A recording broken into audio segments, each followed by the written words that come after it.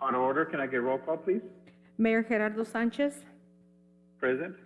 Vice Mayor Africa Luna Carrasco, Present. Councilmember Mario Buchanan Jr., Councilmember Luis Cabrera, Present. Councilmember Jose Ponce, Present. Councilmember Matias Rosales, Present. Councilmember Gloria Torres. Present. Mayor, you have a quorum. Thank you, thank you. Let's see here. Who do we have with us here today? We accounted for everyone who's present? I'm sorry, Mayor, what was that? Did we account for everyone who's present? Yes. Okay, good. Very good.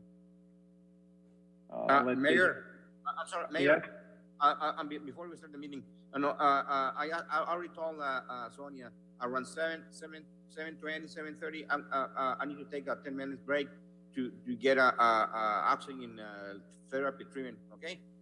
Okay, sounds good. Perfect. Yeah. No problem. Thank you. We're going to go ahead and go with item number 2A, presentation updates on the solar wind tower. Ron Pickett, CEO, Arizona Green Power LLC. Ron, nice to hear from you. Good evening. Good evening. This is so unusual not to be there. No, that's fine. We're pretty soon, Ron. You'll be here. Well, I appreciate you accommodating my schedule. Let me do this. Actually, this whole COVID thing has changed the way lots of us do business, and I miss the in-person, but we need to move forward, and I thank you for inviting me to do this way, Mr. Mayor. I appreciate that. Thank you, thank you. Proceed. Sonia, if you could put up a slide, show a picture of the tower. Yes. Now we have 2 slides here tonight. So, first of all, I'd like to bring everyone up to date on the status of the project. We have been, it's been a long time. You know, it's been many years, and obviously many trips out there and back, and it's always nice to be in San Luis. And the issue with the tower in the last couple of years, the delay, has been because we make an abundant amount of green energy. And in order to secure the financing, we needed offtake agreements. They're called power purchase agreements to buy the power. And since we had so much power to sell, the off-takers, which we were looking at that mostly to California, were reluctant to agree up front to buy this power so many years ahead of when it was going to be delivered. So we were struggling with that. So around last March, 14 months ago, we were approached by a group interested in whether or not we could co-locate a data center on site and deliver power from the tower to the data center at a rate that was favorable to the data center. Data centers are an up and coming thing. We're going to have data centers for the rest of our lives and our grandchildren's lives.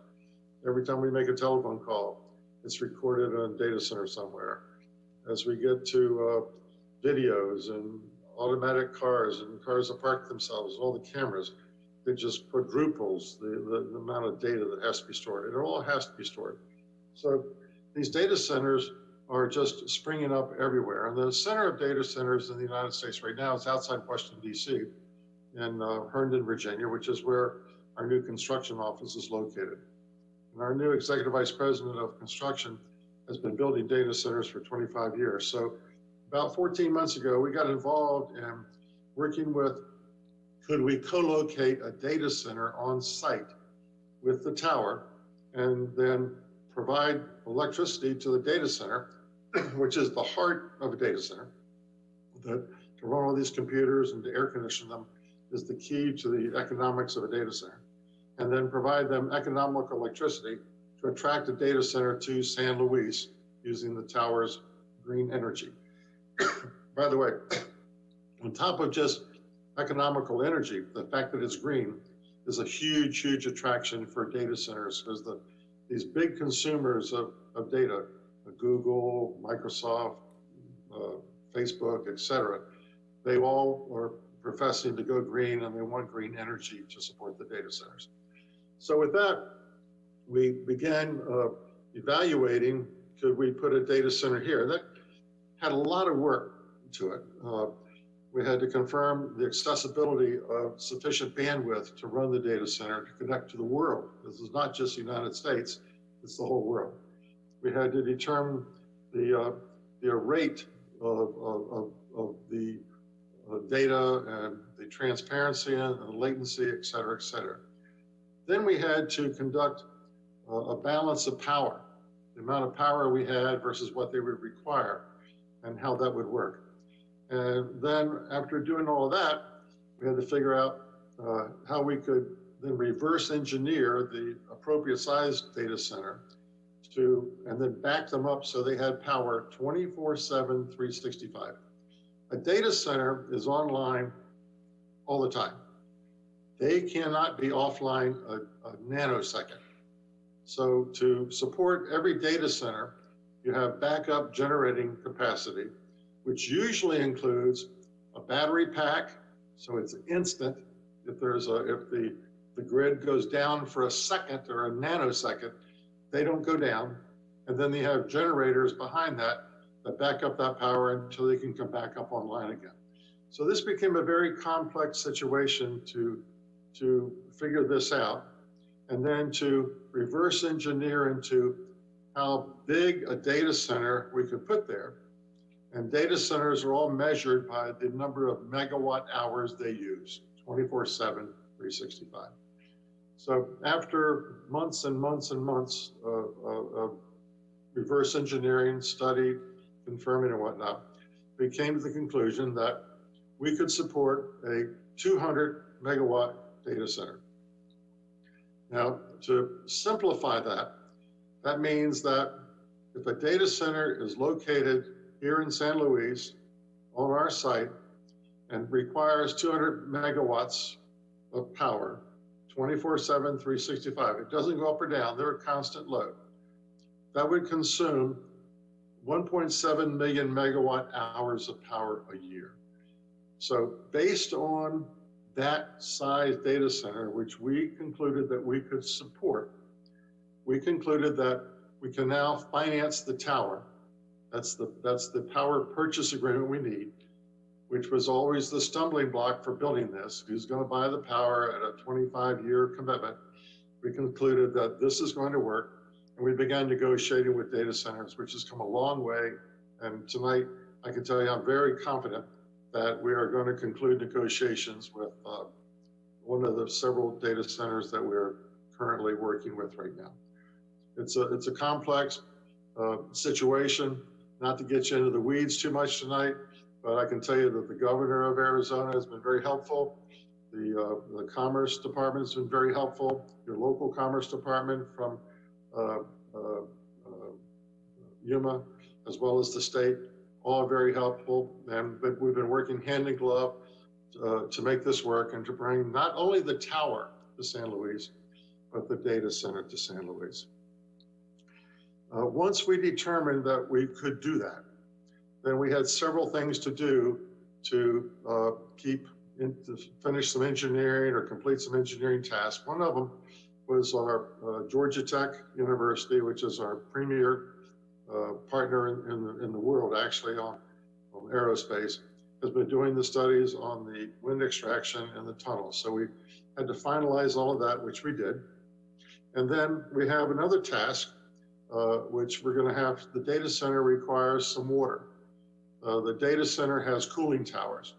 So the electricity required to air condition and run the computers, the cooling towers require some water, which is an issue which we need to discuss tonight, and that's why we're here tonight. And then after, if you're in your wisdom tonight and next week, you decide that you can allocate some water for us, then we need to finalize our deal with the data center based on that, complete the final engineering, and then move on to secure the financing so we could in fact build this tower. We have been working with a fund, it's called a Green Bond Fund. This is a group of investment syndicates globally right now that are committed to financing green projects. The fact that our tower is 100% carbon neutral and the data center is pretty carbon neutral, we'll talk about that in a minute, has opened the door for these green bond funds to initiate introductory terms of financing for us. And we're very confident that with the data center in place and depending upon the kind of backup power they need, we can secure financing from a green bond fund that we've been working with. And so all this has just changed the tower and brought it to a point where we are very confident that this tower can become a reality here. If not by the end of this year, which is our target, probably within 12 months from now, we can start construction. And that's the goal right now. So to do that, we have renegotiated our contract to purchase the land. And as we all know, Mr. Liu passed away some time ago, but his son David's been very, very supportive, very cooperative. We have extended our purchase agreement. We have options now to purchase it through the end of this year and even if necessary well into next year. And he's been very cooperative and very understanding and very supportive of all of that. So the site is secure, the project is secure. Our company has we've raised sufficient capital to do all of this, and we are totally committed. As you probably know, I've been personally totally committed to make this project happen. And I feel very, very good about it right now. There was a time where I call it dark times, but those dark times are over and the light's at the end of the tunnel, and we are moving forward very, very quickly right now to make this a reality. The Green Bond Fund is certainly a key important point to this. If we could move on, Sonia, to the site plan slide. The tower here is located actually in the center of the project, which represents that circle in the middle. The entrance up on the left-hand corner, I don't have a way to, I don't think yes it does. So if you can see my cursor here, this is the entrance. We have a visitors parking area. We expect to have a lot of visitors to the tower. As you come in, as you know, our project requires water, and we've had a development rights agreement and water rights that went with that for 50 years. And that's the subject of our conversation tonight, is to amend these things to support the new tower. So this will be supporting taking the water in for the tower. A pump station here that will be pumping the water to the top of the tower.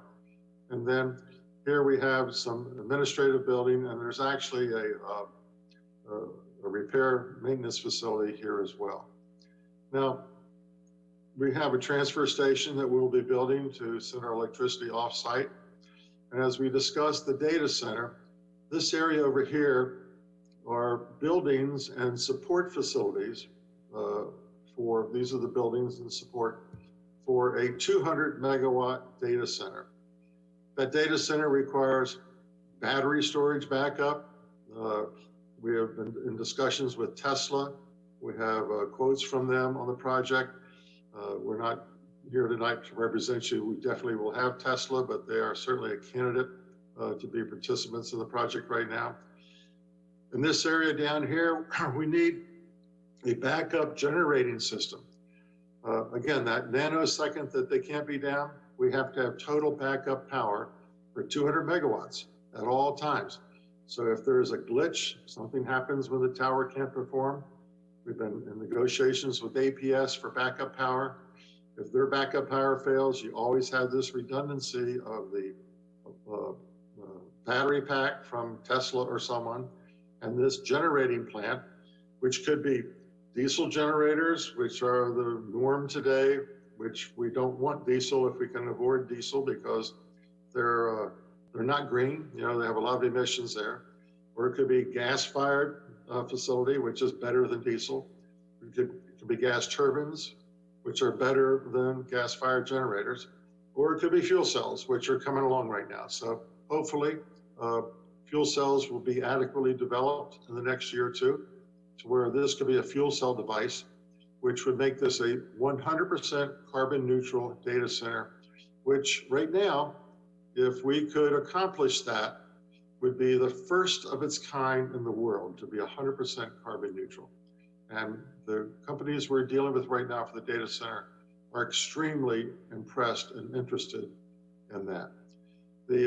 This little facility here is, we designate called fuel storage. Whatever we need to support all of this would be a storage facility for whatever fuel it is. It could be natural gas or diesel or whatever, fuel cell, whatever it takes to support this. We would have a separate facility that might move around a little bit, but whatever it is to be a safe and secure storage facility, we would have that there. To talk about this data center, we all know that the tower hasn't changed. It's still a $1.55 billion facility. It still will generate $2.8 billion estimated by InPlan, economic impact to the region, 2,000 construction employees, 300 or so, maybe 350 permanent employees, all from the local area. Now the data center will add to that about a $1.2 billion facility. That's the capital cost of these two buildings and their support mechanisms. This will be tax-paying dollars. I mean, this is, I don't know how many houses that would equate to, or commercial buildings, or hotels, or whatever, but it's $1.2 billion of tax base for San Luis, and about 120 to 130 full-time employees, and they vary. You have some security people, you have some maintenance people, and you have some tech people that actually are in the data center that monitor the computers and whatnot. So this whole project has grown to a $2.7 billion facility, employing upwards, getting close to 450, 500 people, 2,000 construction employees for the tower, and about 1,000 construction employees for 14 months or 15 months for the data center, in addition to the tower employees, a separate project. So the overall, excuse me, looking at some notes here, the overall plan and what we're here tonight to discuss is, and to apply to you, is to request that the city of San Luis support what we need to move this project forward at this time, which is two things. We signed several years ago, a development rights agreement, which said that once we get to the point of construction, that the city will support at our expense. We create the development plans and the permits and whatnot, and we can get a building permit based on your review. And if you need to bring in, which I'm sure you will, outside engineering and support staff to review those permits and grant the permits, we actually contribute and pay for your cost to do that. The second thing is we had a water rights allocation in that, and that water rights was for 8,000 acre feet per year. This original plan for the tower was for a lower amount of electricity than the final tower is now designed for. So in order to support the final design for the tower and the increased output that the tower has, and to support this 24/7, 365, 200 megawatts here, the requirement for the tower, which was 8,000 acre feet per year, moves up to about 11,000 acre feet per year. Takes that much water to generate the amount of electricity that we're going to make, we propose to make. In addition to that, the data center requires 1,700 acre feet per year of water for the cooling tower. Now that water, again, is used in the cooling tower. It evaporates and comes back down, into the ground, much the same as the tower does in the irrigation. But it's still a net requirement of 1,700 acre feet a year. So If you add those together, it requires this new project with the data center co-located, plus this area up in here, we anticipate that we can bring in other eco park industrial tenants who will like green energy and want to use green energy. And we will add that, we propose that that will add to your tax base and more employees as well. I don't think the water use there is significant to even discuss tonight. They can just tap in for whatever they're going to do. That would be standard kind of tenants. That could be somebody who wants to make bicycles but use green energy, or any other product that they're going to produce, but they get a benefit from using green energy, which we will sell to them cheaper than the grid because they're on site with us. So that's the plan right now. And to move this forward, we're here tonight to formally request that in your wisdom, you would consider renewing the existing development rights agreement and extend it out to 2025. The reason for that timeline is we would target starting by the end of this year. It's a 3.5-year project, but it could slip into middle of next year or into 2022. So we think 2025 is adequate for that development rights agreement. So we are requesting that from you. And we're requesting that you increase the water allocation, which is in the existing development rights agreement for 8,000 acre feet a year, to 12,500 acre feet per year. So briefly, that's what we're proposing tonight. That's what we're requesting tonight. And I wish I could be there in person, but you know, this is, I thank the mayor for relieving me of responsibility of getting out there tonight in person. But I'm here tonight to make this proposal and to take any questions and discuss anything you have about this request. But that's what we need to move the project forward, and we feel very comfortable that we're now in a position to, we're very close to making this a reality for San Luis. Okay, Ron, thank you for the presentation. I really appreciate taking time and actually doing for you. My first question is, are you having any issues? Have you had any issues with the landowners in regards to the delay, in regards to everything that's going on? Is the land still available? I want to hear you, Ron, on that one. Well, the land is under contract with us still. It has not lapsed. We have made significant payments recently, last fall and even March 31st, to the Liu organization. There's several people in that group. Those were very significant payments, and we have extension rights to extend it through the end of this year. And we have another amendment that's been signed and executed, and I salute David, Eddie's son, for kind of running this through. And we now have the rights to extend the contract till June 30 of 2022. And in discussions with David, I feel that he is very supportive of this project successfully being done. The Liu organization has significant other real estate in the area.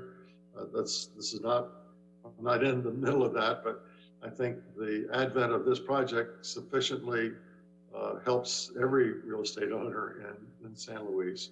But I can't speak for David, and he'll have to, but he can certainly confirm that we have the rights with him, his full support and cooperation. If we can settle by the middle of 2022 at the minimum, that this project can go forward. Okay. The other question, Ron, is initially there were 2 towers, now there's 1, but now there's 1 producing more and more energy than the 2 towers prior. Is that correct?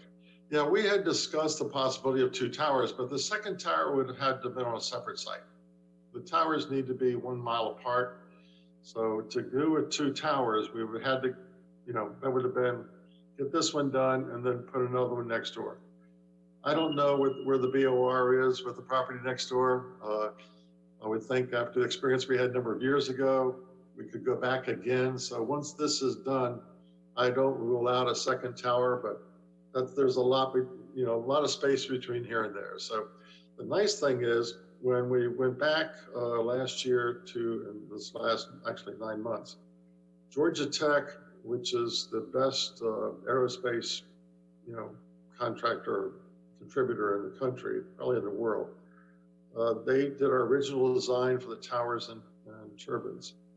There's been significant advancement in their modeling, and we were able to actually increase the output of the tower by modifying the turbine design and the tunnel design a little bit. We're getting ready to file a patent on that, so I'm not willing to share the specifics of that tonight, so that would violate, be ahead of the patent.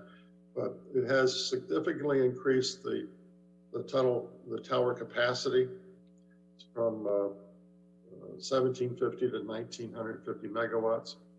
That when we first were here, I think it was 6 years ago, the tower was down. It started at 1250. I think when we did the water rights, it was like 1400 or something. So this 15% increase or 20% increase is the amount of water necessary to support the increase in this same tower, same size tower's output, based on the advancement of the technology of the turbines, the turbine blades, and the tunnel design from Georgia Tech.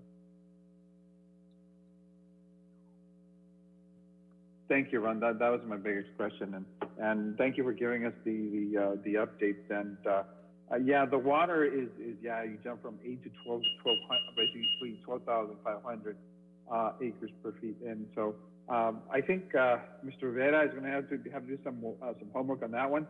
On the first request, I don't see a problem. We don't see a problem probably on that one. So the issue is just the water. It's just the water issue that I'm pretty sure our engineers are going to have a good idea of what's going on and what was used prior to that area. I believe it was a citrus farms there, and they used water continuously in that area also. And so we want to make sure that we can provide that water that you require. And I'm sure Mr. Vera, our engineer, has that information. If not, we can get that for you. And sounds good, Ron.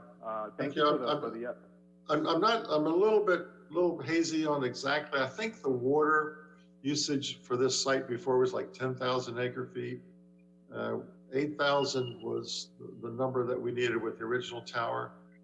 We need like 11,500 or 11,000 acre feet now for the increased capacity of just the tower. So from 8 to 11 is the tower. So it'd be from previously 10 to 11.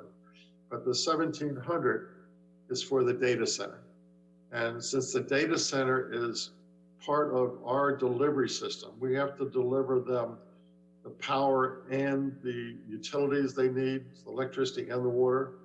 So I'm requesting that we get the allocation, but it's for the data center. So if the data center weren't built, we wouldn't be taking that allocation. But that's a separate kind of support thing.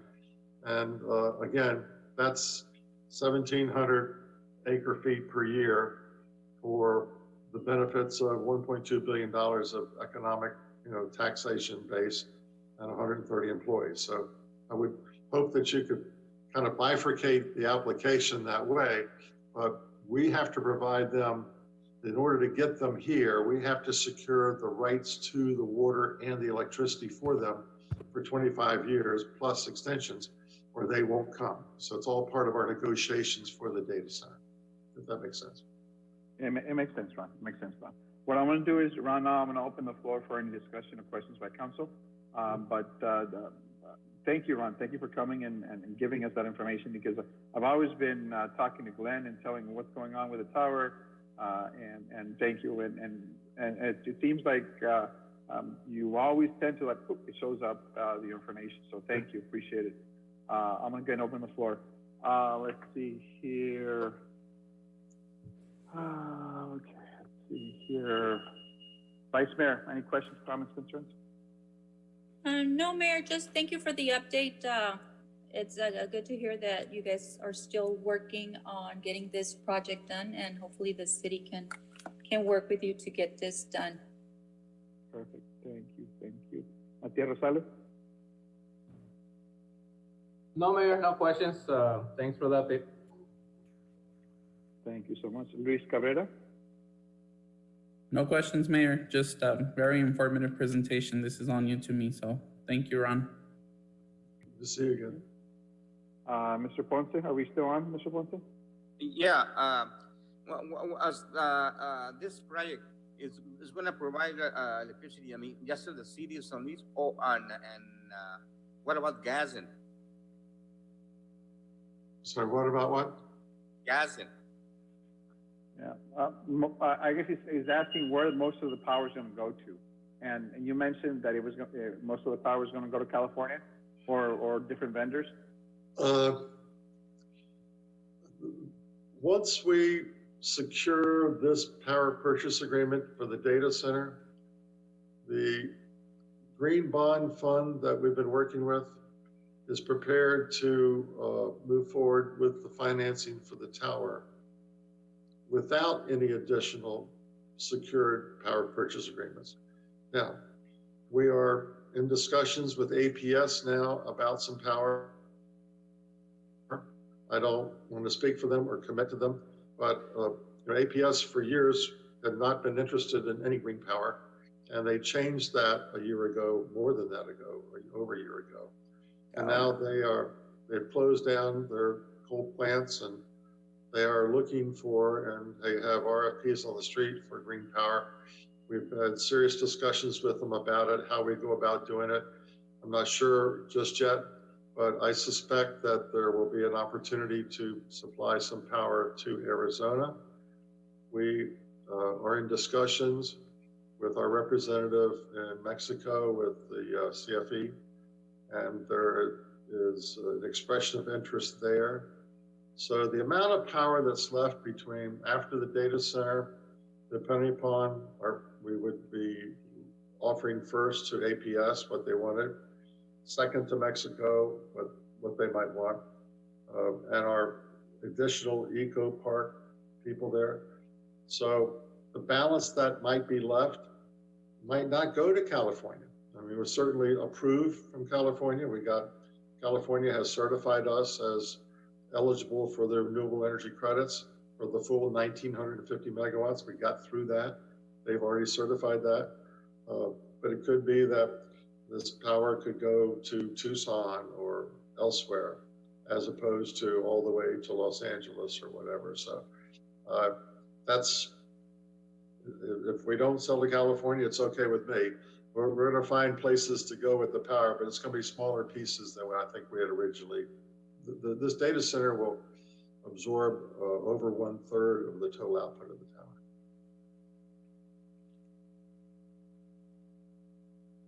Yeah, I'm sorry, I didn't get, I didn't get the call info. That's why I probably made that kind of silly question. Yeah, okay, thank you, Ron. Thank you. Now, the data center contract makes this work. So, I mean, the whole thing about the extension and the water for them and our power to them, that's the breakthrough. We've been bogged down with needing California and the money to build the grid system to North Gila up on Interstate 8. That's $120 million extra to get it there. Then the cost to go to California and the revenue sharing and expense there. So offloading or downloading a significant amount of power here on site to the data center was the breakthrough last March, a year ago. And it's taken us a year, or the better part of the year, to pull this all together.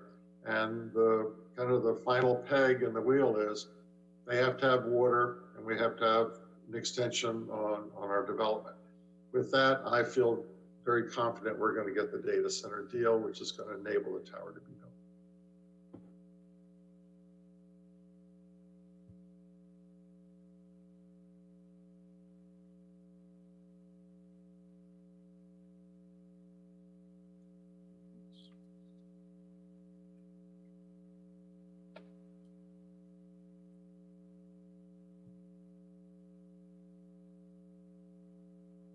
Mayor, you're muted. Ron, thank you. Once again, thank you, Ron. I really appreciate for coming down, and I just want to make sure that we have always been very open business and business friendly in our community. And definitely, if this project can be started in 12 months, it would be just amazing, Ron. And we're going to try to make it possible. So our engineers are gonna get together with staff and legal, and let's make sure that we can do what is possible to assure that you're able to negotiate and finalize your contracts and your negotiations. And I just want to say that we're still part of the team, Ron. Okay. It's been great. Y'all have been terrific, and I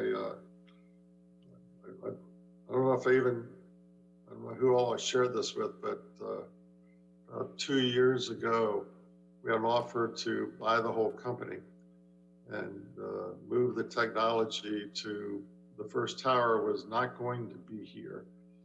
I was not happy about that, but the economics were, pretty substantial in this other country.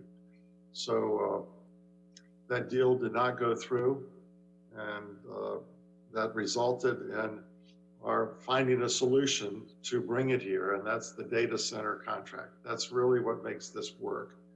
And I'm very pleased that we have an opportunity to keep it here first. We have now offers because of what's happened with the co-location of users like this. We're in negotiations for some other tower sites right now, which is really, very challenging and very rewarding. But it's based on this concept of you have the tower, it makes green energy, you bring in a co-located user of a significant amount of power, and then that enables you to then sell the rest of the power for other uses, which are we're going to look for other co-locators on this. Once I get the data center nailed down, I feel we can bring a lot more industry and users to the site. This is very attractive. The companies today want green energy. So we're talking about, I can't promise it to you, but I'm going to do my best to make that data center and put co-locating other users here, but more industrial businesses that use green energy, more employees, more tax base, and it's good for us. This is good for everybody because I'm selling my power to them at less than they have to pay from the utility. So they get cheaper power and it's green. It works. It's just a matter of getting this first deal done so we can fill in the rest of it. So we've got 640 acres here. And I doubt that any one of you would care if we had little industrial users all over the site wanting green power. It's just more local people, local jobs, and more tax base. I can't guarantee that, but that's the goal.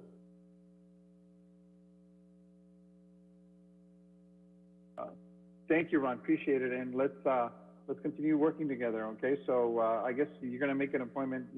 Staff is going to talk to you, and hopefully we can get this done within the week. Okay. Right. I think I'm on the agenda for the 12th again. If I'm not mistaken. If not, whatever you put me on, I'll be here. Okay. Okay. Thank you, Ron. Appreciate it. Thank you. Yeah. And Barry, you represent Ron? Yes, Mayor. Okay. When I saw your name there, I was like, oh, Barry's here. Okay. Always welcome, Barry. Always welcome. No, I appreciate being invited. Barry's been on board since we started. So Very good. we're happy to have Barry on Very board. good. He's great. Thank you. Have a great evening, guys. Thank you. Appreciate it. You too. Bye-bye. We're going to go now with item number 2B, discussing the possible action staff and all matters regarding contract with the DS Engineering and Company associated with the expansion of City of Tadeo. Eulalia. Mayor, Vice Mayor, and council members, at the budget retreat that we had a couple of weeks ago, we were directed to bring this item back, present it to you, and hopefully be approved at the next regular council meeting. The reason staff is going with this firm is because of the price. The next bid came at $20,000 more expensive than this firm, and this firm also designed this building that we're in right now. I don't know if you have any questions about the project proposal or the conceptual plan. Thank you, Tadeo. No, I also wanted this back because today I went over to say hi to the HR acting director, and I looked at the cubicles. There's no more room for cubicles. There's more room, and the other side is actually worse. So I think this is only the planning phase. This is not the constructing phase, and it's essential. I think we need to start now instead of later and spending more money. The expansion is needed. The city is growing, and the thing is, we don't want to be behind the wheel. We want to be behind the demand or else we'll pay top dollar. And I think it'd be a good investment to pay now for the planning. It takes probably 3 to 4 years before this can get done, unless you want to put all kinds of money into it. But at least let's get it ready to the point where we can actually figure we can start construction. But I'm gonna go ahead and leave it up to council and see what they think. I'm gonna go ahead and open the floor. Vice Mayor, what do you think? Tadeo, can you repeat what you said? I'm sorry, I couldn't really understand. We brought this item back at your request, council's directive on the budget retreat. And I just added that staff shows this engineering firm because the next bid came at $20,000 more expensive than this one. Oh, so that's why they're going with the other firm, because it's 20 less? 20 less, and because they are the original firm that designed this building. Oh, okay. No questions, Mayor, just that as I think I mentioned during the budget retreat that I went to talk to Jose, and he gave me a tour of the area, and I can see the need for an expansion and to rearrange the situation there, the whole area. And we've also talked about hiring additional staff, so we're gonna need places to house them in those areas. Yeah, thank you, Africa. Let's see here, Matias? No concerns on my part, Mayor. I am for this project. We need to get ready before prices continue to go up. So I'm good with it. Thank you. Flores? Yes, yes, Mayor.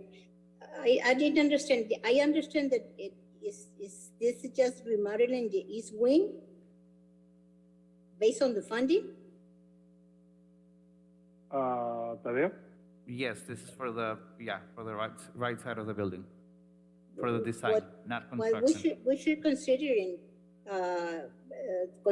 the whole city hall, because I see that the different departments that crowd. I mean, it's not only just the East Wing. I mean, we should consider start with the East Wing first, but we should consider the others, the other stuff, the other people that are crowded too. Monica made the exact same comment to me last week, so she is adding some money for our next year's budget to expand, not to expand, to design the left side of the building, and there's currently a space study being done, a space needs study being done at the moment as we speak. But it hasn't been completed yet, but it's been planned on. And Tadeo, I went to see the IT department, and I know they need a space, but they have a lot of things crowded there. I mean, you should consider clean up and throw away things or computers that they don't need or something. I mean, because they have too crowded things that they should get those spaces. I mean, ¿cómo se dice? They have spaces que no muchas cosas. There's a lot of things that they shouldn't be there.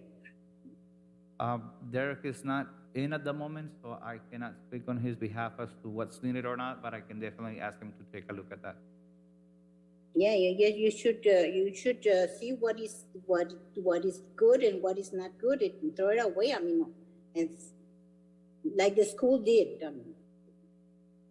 Yeah, but it's my understanding that we have to dispose of them accordingly. We cannot just throw monitors into the trash, and also go through the auction process, but I'll confirm with Derek.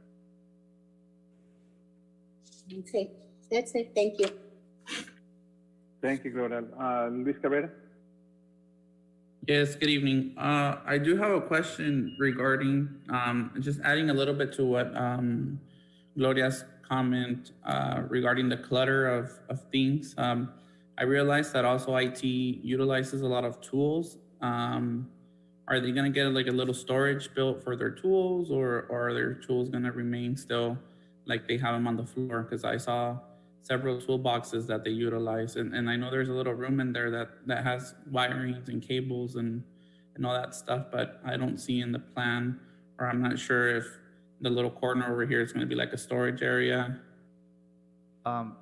It is, again, I cannot speak on behalf of Derek and his departmental needs. I do know that the expansion will have storage and conference room, and that's the point of this plan, so they can design and engineer as to the needs of the city. So the current plan that is being displayed, Pedro Julian, there's that big conference room with like 16 chairs.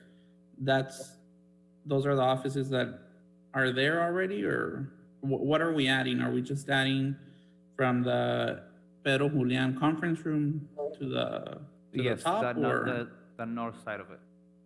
Okay. So yeah, because I don't know if the top corner is going to be a storage or not, and I know that there isn't any storage, so it should be a good idea to talk to Derek to see if he's going to need storage for his supplies and his material and his equipment. Because yes, I got a tour the other day where I went to for something, and I did realize that there's a lot of boxes on the floor, and I think he should get like a little storage room, and I don't see that here with the expansion. Again, the storage rooms or capacity is being considered at the moment. The little room that you saw in the IT room, it's actually it was for the custodians, so they cannot just stash electronic equipment in there. But certainly, the plan that you're looking at right now was not done by any engineer or architecture. It was done by staff. So that's the point of this item, and to get it planned and see what is it that they need exactly. Who would be homed in these offices? We don't have a plan on that yet. Again, it was just a drawing to give you guys an idea of the drawing was made by Mr. Jose or Isaac in planning and zoning. So it was just to give you an idea of an expansion. It could be totally different than that you're being presented right now, because it's just a conceptual done by staff. That's why we're trying to get the engineering firm to do a formal one as per the needs of staff. Okay, so tonight you're basically looking for, like, you're discussing going in contract with the engineering firm to do the actual design of the expansion? The architectural and engineering design, yes. Okay. And the area in red, my understanding is just showing the footprint that wants to be designed. So like if I'm understanding you, Tadeo, this is not a formal plan. This doesn't show any rooms. It doesn't say who's going to use it.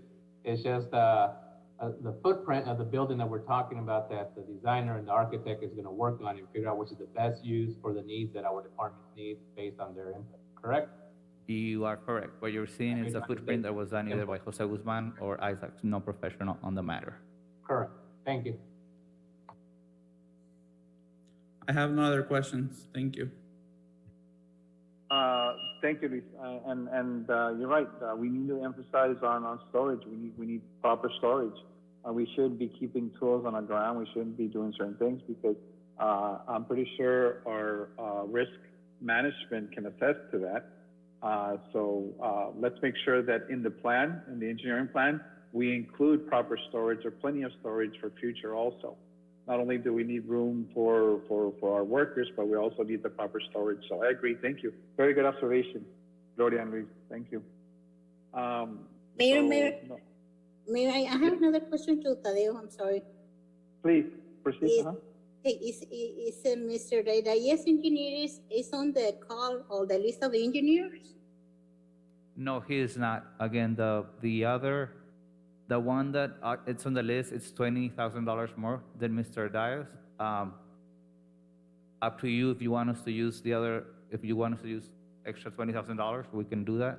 We just went with what was cheaper, and with what and Mr. Diaz was the original designer of this building. No, it just you follow procedures. I mean, did you follow the procedures of getting an engineer? That was my question. Okay, is this out of procedure? You got quotes for, Mr. Diaz is not on the list of the 7 or 9, but Yeah. however, he came the lowest, $20,000 lower. yes, so for engineering services, the list of engineers is an option for us. It's not a requirement that we can go outside to look at others. Thank you, Kay. Councilmember, No. does that answer your No. question? No, it's okay, thank you. Thank you. Thank you, Kay. Thank you. I guess the consensus was to proceed. So thank you. Thank you. Let's see here. We're going to go ahead with item number 2C, which is discussion and possible direction of staff and in all matters regarding a possible public art project. Jose Guzman, Director of Planning and Zoning.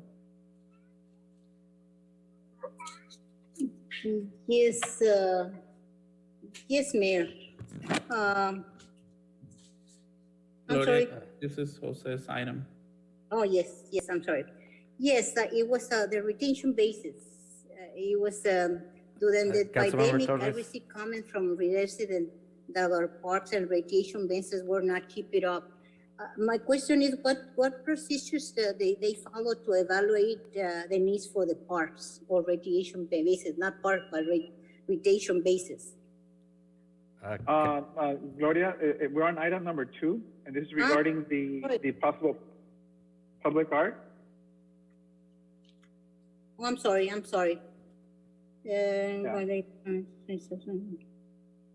Tuesday. I'm sorry, I was sleeping. No problem. No te preocupes. Let's see here. Jose, what are you going to say about the art project? Good evening, Mayor, Vice Mayor, council members. So I brought this item to propose a mural on the Cesar Chavez Cultural Center. I would like to donate my time and make the mural myself. So I'm just gonna show you some pictures of things that I've done in the proposed mural. This was my first how do you say? Is that you? Is that you? Yeah, the first contest that I participated in, it was actually for Comité de Bienestar. I was 13 years old and like 200 pounds.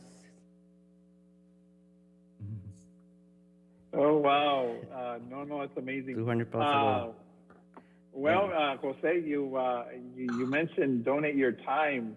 Wow, that speaks volumes for you. So this mural that you're talking, it's the mural of Cesar Chavez, and Yeah. what wall would it be? What wall would it be? So I'm gonna show you some artwork that I did. This mural I did it in high school. I think it's still there in the art building. Yes, it is. I don't know if you guys saw the census letters at City Hall. I hand drew them myself. instead of paying like $800 per letter of sticker that we get a quote, I painted them. And I was a witness, he was there late after hours as a volunteer. Yeah. Wow. So this is the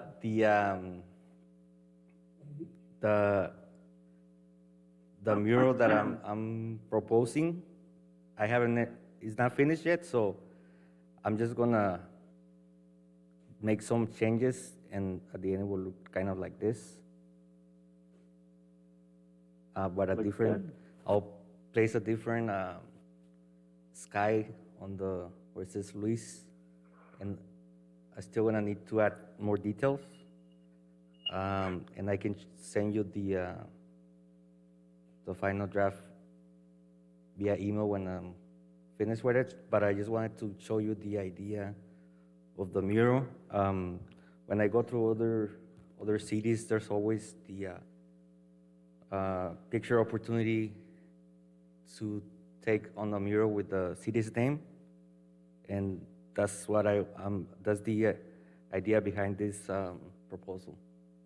So the mural will be either half of the cultural center wall or the full wall.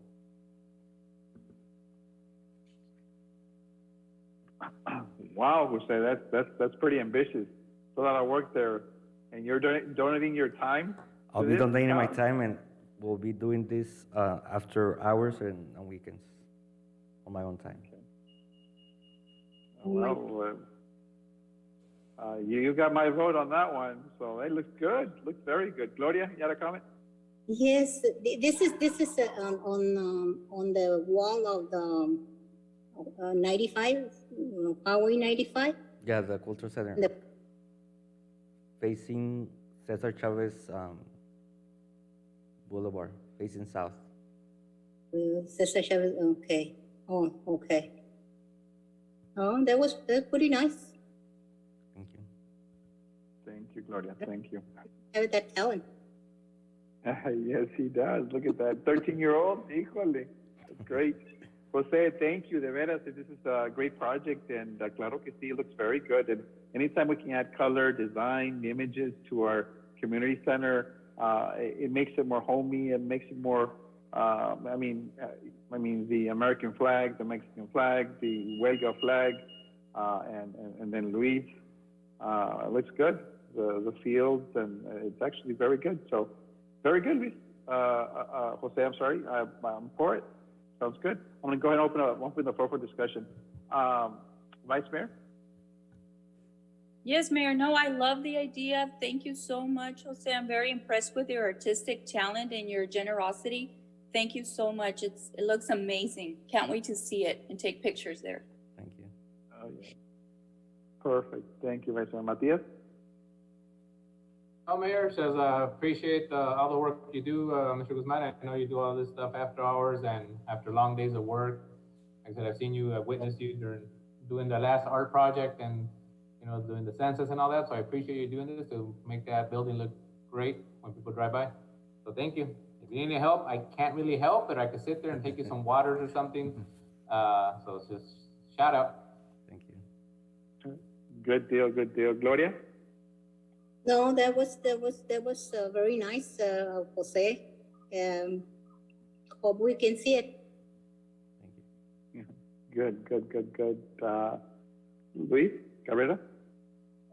I think this is amazing. The big question is, when is it going to be done, Jose? No pressure, Jose. No pressure.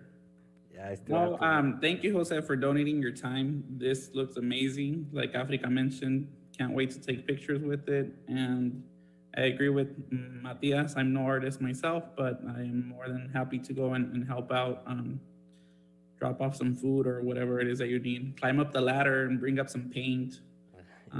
I could definitely do that, but me doing the art myself is not gonna look that pretty. So thank you for donating your time again, and looking forward to this amazing project. Very good, thank you. Jose Ponce, are we on the line, Jose? Yes, now I'm back. Thank you, Mayor. Thank you, Jose. I'm very impressed, I mean, with what you're doing, especially for our city. And I'm very grateful, I mean, that you're donating your time by doing this project. Thank you, Jose. Thank you. I guess the consensus was proceed, Jose. Thank you. Thank you for your generosity. Thank you, Mayor. We really appreciate that. Okay.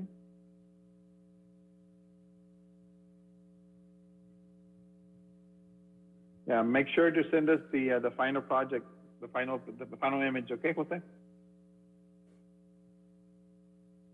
We're gonna go on now on item, let's see here, item number 2D, discussion and possible direction of staff in all matters regarding a contract with Lantus Productions and Company for fireworks presentation during the 4th of July celebration.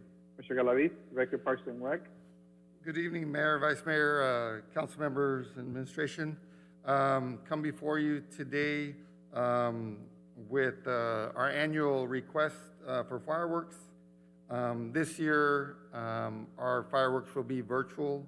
Our event will be virtual again this year, and hopefully preparing for next year to be in person. We are requesting that we use 2 locations for the fireworks this year, and that's why the amount has increased. And we're looking at doing fireworks simultaneously on the new East Park and at Joe Orduño on 4th of July. So come before you to just get direction on if you agree and if there's any recommendations. We are currently working with legal and risk and finance on the budgeting, the contracts, and insurance, and all the legal items that we need to address. We'll also be working with the fire department. They're the ones that provide the permit with that, so we're currently working on that process with Lantus. We had to update the contract, so that's why I'm bringing it before you with the increased amount. Thank you, Louis. I know the current amount is way less compared to what we normally spend on the 4th of July event as a whole. I know last year there was a lot of residents where they couldn't see the fireworks. My understanding was they were able to be seen from all the way in La Zona F, and so that was not the case. I think it would be a good idea to start actually doing some stuff in the future park location. And that itself will generate more ideas.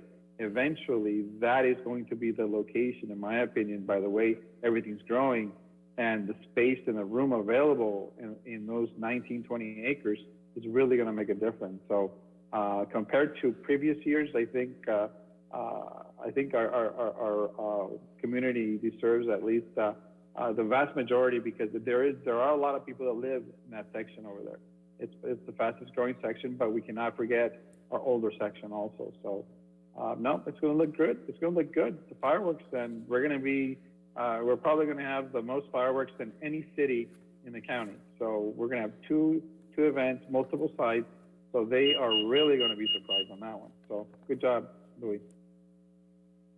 And Mayor, I just want to mention, we also won the South County's Best Fireworks Show. So.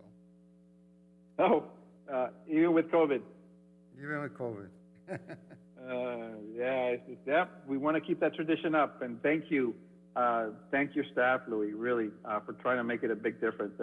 And I'm almost sure by next year, we should be more than ready, and we are really going to have a good time on our next 4th of July. But our kids deserve it. Our kids are always looking for the fireworks. Now there's going to be 2 sites, and now they're able to have their barbecue outside and see the fireworks. We do it for the kids, and it's great for them. So perfect timing. Thank you, Louis. I'm gonna go ahead and open the floor for any discussion. Vice Mayor? No, just to say that I think this is great idea that we're splitting it up into to cover all the areas. So that's pretty cool. Thank you, Louis. Very good. Thank you, Vice Mayor. Matias? No, love the idea. Thank you. Keep up the great work. Thank you. Gloria? No, just thank you, Louis, and I'm glad that they include the east side to see the fireworks. I mean, a ver que Luisito las pueda mirar ahora. Sí, ¿verdad? Allá, Yeah. allá vive Luisito, sí. Oh my God, I Ajá. forgot. Los de A ver, abajo, Luis, los de abajo y los de arriba, Gloria. Ay, no, Yeah. pues. I saw them last year, so Los I'm de pretty sure arriba. I'm gonna get a double show this year. I'm looking forward to it. Good. So, it's your turn, Luis. A ver, ¿qué vas a decir, Luis? No, I'm good. I can't wait for the following year where hopefully we're back in person. So thank you, Louis, and thank your staff. Looking forward to this. Thank you. It should happen, Luis. It should happen. And it's going to be, the 4th of July is the greatest, it's one of the biggest events we have, so it's a good thing. So, good, thank you. Ponce? No, thank you, Louis. Thank you, staff. I think this is a wonderful idea. I mean, to include the east side of the city. Thank you. Perfect. So, there you got it, Louis. You got a consensus, so proceed. Thank you. Okay. And one more thing, Louis, happy birthday. Oh, thank you, Mayor. Yeah. Oh, yeah. Happy birthday, Louis. We don't celebrate those anymore. Exactly. So, hey, we went to high school together. Remember that? Yeah. Oh, boy. No. Okay. We're going to go, let's see here. Item number 2F, discussion and possible direction of staff in all matters regarding the needs of current retention basins. Councilman Gloria Torres and Mr. Galaviz. Mayor, you skipped the 2E. Oh, there we go. Sorry about that. Yeah, there we go.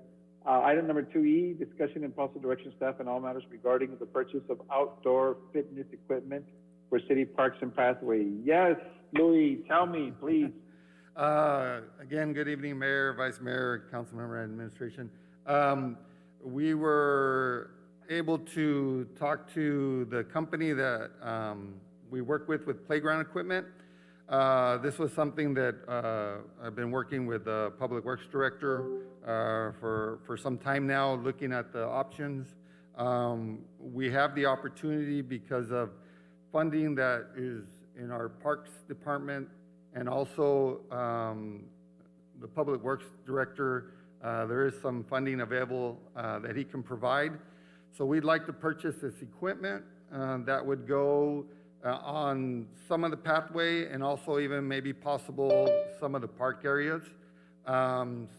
Sonia, if you're able to, she'll share with you the screen, and if you can scroll down, you'll see what the equipment kind of looks like. And these are the ones that we would be purchasing. Just keep scrolling down. There's one, the row machine. Just keep scrolling down, please. This would be a bicycle fitness. Continue. The sit-ups kind of machine. Twist, just different exercises that the residents would be able to utilize. These are all machines that are made for outdoors. And we would like to just review with you and give us direction if you'd be interested in us proceeding with this project. We talked to Dave Bang. They are the equipment providers, and they're also on the Mojave contract, so we would be able to purchase them following the procurement with them, and as a contract.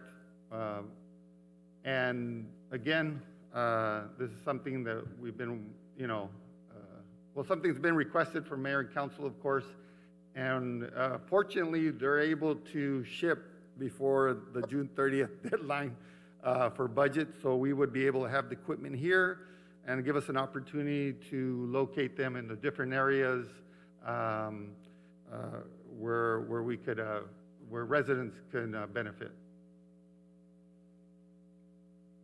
Louis, thank you. This is an item that has been brought up several times before by our community. People go to different places, different cities, and they have exercise equipment while in, during, or next to the pathways. I think U Street would probably be a good place. There's a lot of people that walk there. We need to look at the east side also. Where are people walking, and maybe introduce some of those to the new to the upcoming park maybe. But definitely anywhere we put any any walking paths or bicycle paths, I think it'd be a good idea. I think it's a worthwhile investment in regards to staying fit, getting healthy. I think it's a win-win situation. I think it's minimal investment with the highest yield. So thank you, Louis. Appreciate it for looking into it. And this is a great idea and great opportunity for our residents who can't afford to go to a gym, who want to do exercise. And I think it would benefit that population. And so I see they're heavy duty, so they're good to go. The community would really appreciate this happening. So thank you, Louis. I really appreciate it for it. Okay. So I'm going to go ahead and open the floor for any discussion. Vice Mayor? Louis, how many pieces of equipment total are you looking into purchasing? It's 6 pieces of equipment. 6? Yes. 6 total? 6 total for right now. Yes, that's we were looking at funding and working with finance, and for this year, that'd be something we'd be able to do with some funding availability that we have through the Parks and Rec Department and the Public Works. Okay. No, that's just great. So I'd like to see more of them go up. The mayor threw out some areas that I think are good. And then let's not forget the lower area also. So that's why I was asking how many, because I want you to buy a lot. I'm just kidding. But yeah, to cover a lot of the most areas we can with, budget permitting. But it's a great idea. Let's move forward. Thank you. Perfect. Thank you, Vice Mayor. Matias? Same feelings. Let's move forward. We've been talking about it for years already, so let's get something done. Good. Thank you. Gorla Torres? Yes, no, it's just a great idea, Louis. Hope I can start going and do exercise. Beautiful. That's good. That's very good. Very good. Congratulations, Gloria. Qué bueno. Let's see here. Luis Cabrera? Good evening, Louis. I do have a question, several questions actually. Did you take coffee to Monica before asking for more funding? I'm just kidding. Take a coffee to Monica so she can say yes. Well, she was actually in a good mood that morning, so. I agree with Vice Mayor Carrasco. It would be good to buy 2 or 3 sets to put them around the city, like the mayor said. Lower parts, east of East San Luis and Ortuzvasti, I think those 3 points would be critical. I have a question regarding the warranty and the time, because we are a very sunny city. So how much warranty does the company provide? So usually it's a 5-year warranty, but our plan is to provide, the footing and also maybe a shade structure to be able to protect these machines a little bit longer. So that's what we're considering. The shade shouldn't be that much, so we want to try to look at that. And again, this would be to purchase, and then so we have the equipment here, and then we can move forward looking at selecting locations and providing some shade structures to extend the life of these machines, because you're right, Councilmember, everybody says, oh no, it's for outside. Well, they've never been outside here, so it's different kind of weather, and this sun really is hard on our equipment. Yeah, that's why I was curious, and it does say see the warranty, ExoFit warranty, but I couldn't find it, so I was like, maybe Louis knows. But I mean, 5 years is good time, because I know my son's trampoline outside worn out like within like one summer. So I think it's good. And no, that's pretty much it. Take a coffee to Monica next time and see maybe we can get a second set or something. I'll have to remember that. Thank you. Thank you. Thank you both. Thank you, Luis. Mr. Ponce? Yes, that's a good idea, as long as, I mean, you know, they don't get vandalized, you know, those equipment. Mayor, my question is, my concern is about liability in case of an accident. Are we covered for any accidents?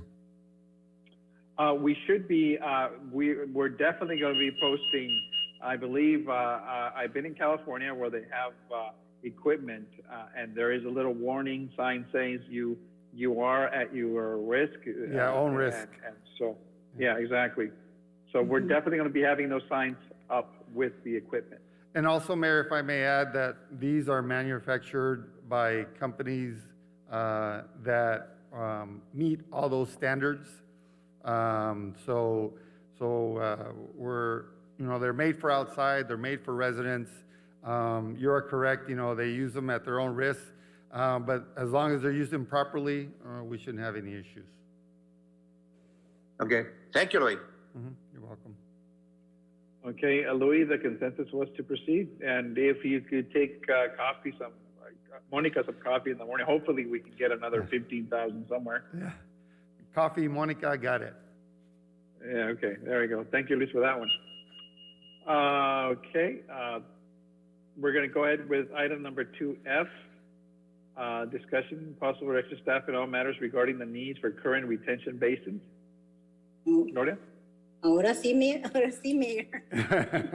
Oh, my God. Yeah, my question is to Louis, I don't know if it's Louis. Louis, during the pandemic, received comments from residents, Louis, that our park and retention bases were not keeping up. What we can do to follow up to the needs of the park? So Councilwoman, let me give you a little bit of information to you and the rest of the council and mayor, of how we maintain our areas here in the city of San Luis. Now, we have, you know, about 8 maintenance tech specialists that cover 64 acres of retentions and also 5 parks and city facilities, which is about 7 of them. So I think at the retreat, it was mentioned about the acreage that this staff are required to maintain. So it is a challenge, but they are trying to do their best. But I want to just kind of let you know that on a daily basis, their routine is to each staff has about 6 to 7 acres that they maintain. They go out every morning trying to pick up trash and kind of look at any major issues that facility might have. You know, it can be anywhere from a tree, playground equipment broken, break in the irrigation system. If there's different amenities, they look at that. So that's done on a daily basis. Now, there is also, you know, that they cut the grass on each retention minimal 3 times a week. Now, that doesn't happen always with all the retentions because we do have retentions with some issues. It could be from, for example, there is a retention on the lower side of San Luis that has a canal gate that we've been continuously working with water users because water keeps coming in and we're not able to mow it and the grass gets very long, but we have to wait till that water either evaporates or we try to figure out, we've actually had to close sprinklers before we can cut it. So there is those things that we have to address. Now, one of the things that we've been doing is we've been evaluating retentions for the past 5 years. And we've been focusing on you know, the infrastructure. You know, we have older playgrounds that we've been repairing. We really just been focusing on the maintenance of it. We really haven't had any new playgrounds installed. We've actually been trying to repair the ones we have existing because of wear and tear. Again, we reseeding, that's done once a year. We reseed, and that's for the retention areas that we see have bigger use, and we prioritize the districts and the non-districts because of the amount of retentions we have available. In those areas, we also do tree trimming year-round when needed. We have palm trees in right-of-ways that are part of our maintenance.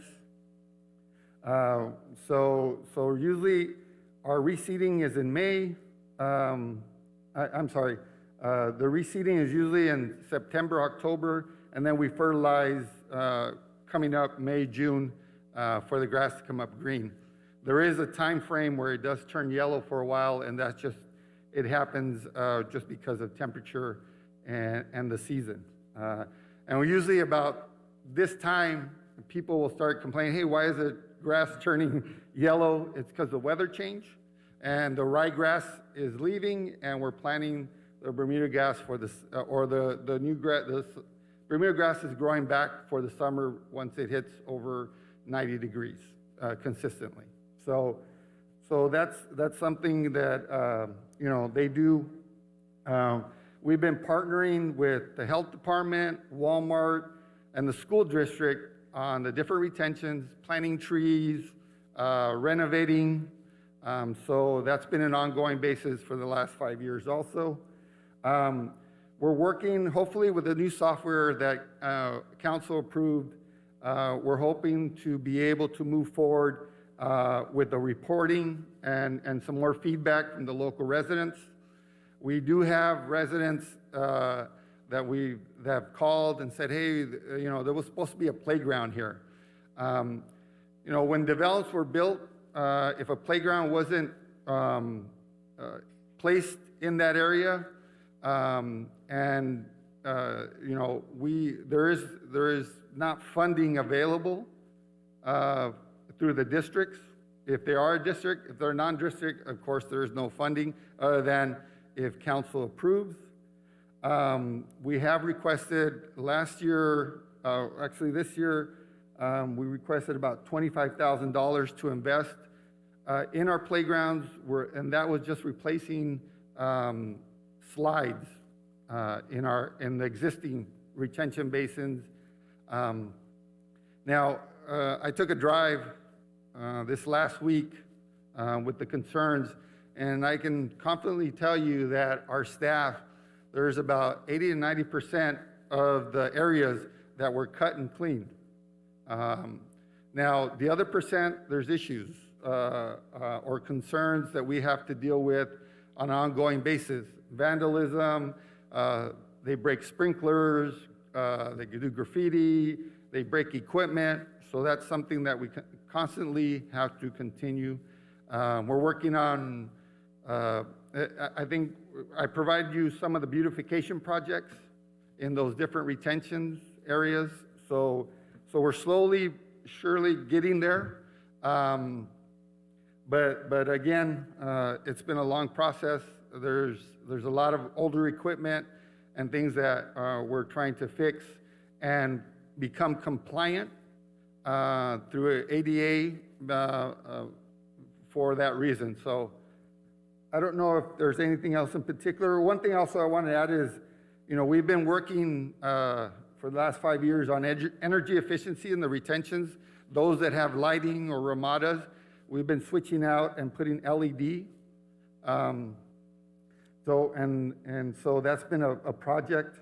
And again,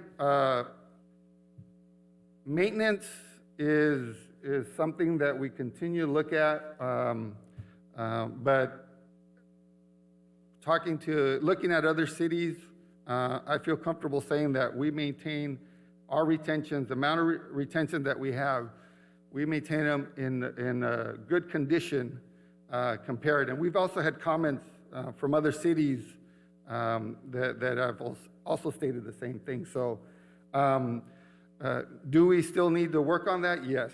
But we continue to evaluate all the retentions in all the areas and trying to work with the residents. I know that there's some areas that we've requested playgrounds and equipment, and because of budgets, hasn't been we weren't able to, but we'll continue to do that in the future. I'm sorry, go ahead. You know, and my question, one of my questions was funding, and you already answered me about the funding, and we need funding for those parks.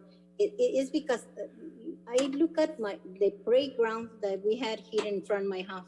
There's some playground. My kids loves to go and go to the park. Mm-hmm. But like those playgrounds, I know there's any way that can, but not a replacement, but can paint it, like, I don't know, can do a little touch up or something on those playgrounds. And we can definitely look into that. Usually the paint that we use is a special playground equipment. That way it doesn't, the sun doesn't rub off and it gets on your clothes and while kids are playing. But we can definitely look at that. Like I said, one of the things that we're gonna be focused on this next year also is the reporting, is reaching out to more residents in their retention areas. The concern is that, a lot of them say, hey, why don't I have a playground? They have a playground. Playgrounds are expensive, but I'm more than happy to take their comments and provide that information to mayor and council throughout the years we have and see if budget will allow. But our main focus is for the bigger areas. Of course, we have the new 20-acre park that also is going to come into play for maintenance. So that's going to be another challenge. But of course, the parks guys are always up for a challenge and willing to do what needs to be done to keep our areas looking clean. A lot of them live in those different neighborhoods and they're assigned to those. So it's important for them to make sure that those areas are nice for the residents. Okay, Louis, did you you keep up the walls of the retention bases? It's part of your direction, isn't? Yes. So again, we've put up the walls. We've asked for funding, and this last year you approved a certain amount. Of course, COVID, it's been a challenge because of material and labor. So out of the, I think, 5 walls we wanted to complete this year, I think we're only going to be able to complete 2. But we have worked with finance to be able to roll over that funding to continue next year. That's another challenge we have is the materials. It's hard to find block right now, believe it or not. So getting supplies, any type of supplies, even for our mowers, our tractors, to do our maintenance, it's challenging right now also, just because everything's in so short and high demand that, but we're definitely trying to, we have several equipment that are down and we're still waiting for parts. Not because we can't get them, just that they're not there. We're on hold. So it's a challenge, but I think it's getting better. Yeah, my question about the wall is because I have a guy that paint my house, that he's a painter, Edrel Silva, and he told me that he's willing to donate paint for those walls that have graffiti, and even he will donate her time for workers to do that. So I don't know if that will be good that you have contact with this painter. No, if they can pass along his information or he can contact me, we would be more than willing to work. I know, Public Works does the graffiti abatement. But if he's willing to, and I know we've had different events painting graffiti, and I know Elogio, the Public Works Director, has also focused on graffiti. So we can definitely, you know, we're always open to volunteers and partnerships. That's always something that we thrive on and hopefully help us because of the budget constraints. Okay, I'll give you the contact of this, he's willing to give her his time and the material for those graffitis. Okay, thank you, Louis. All right, thank you.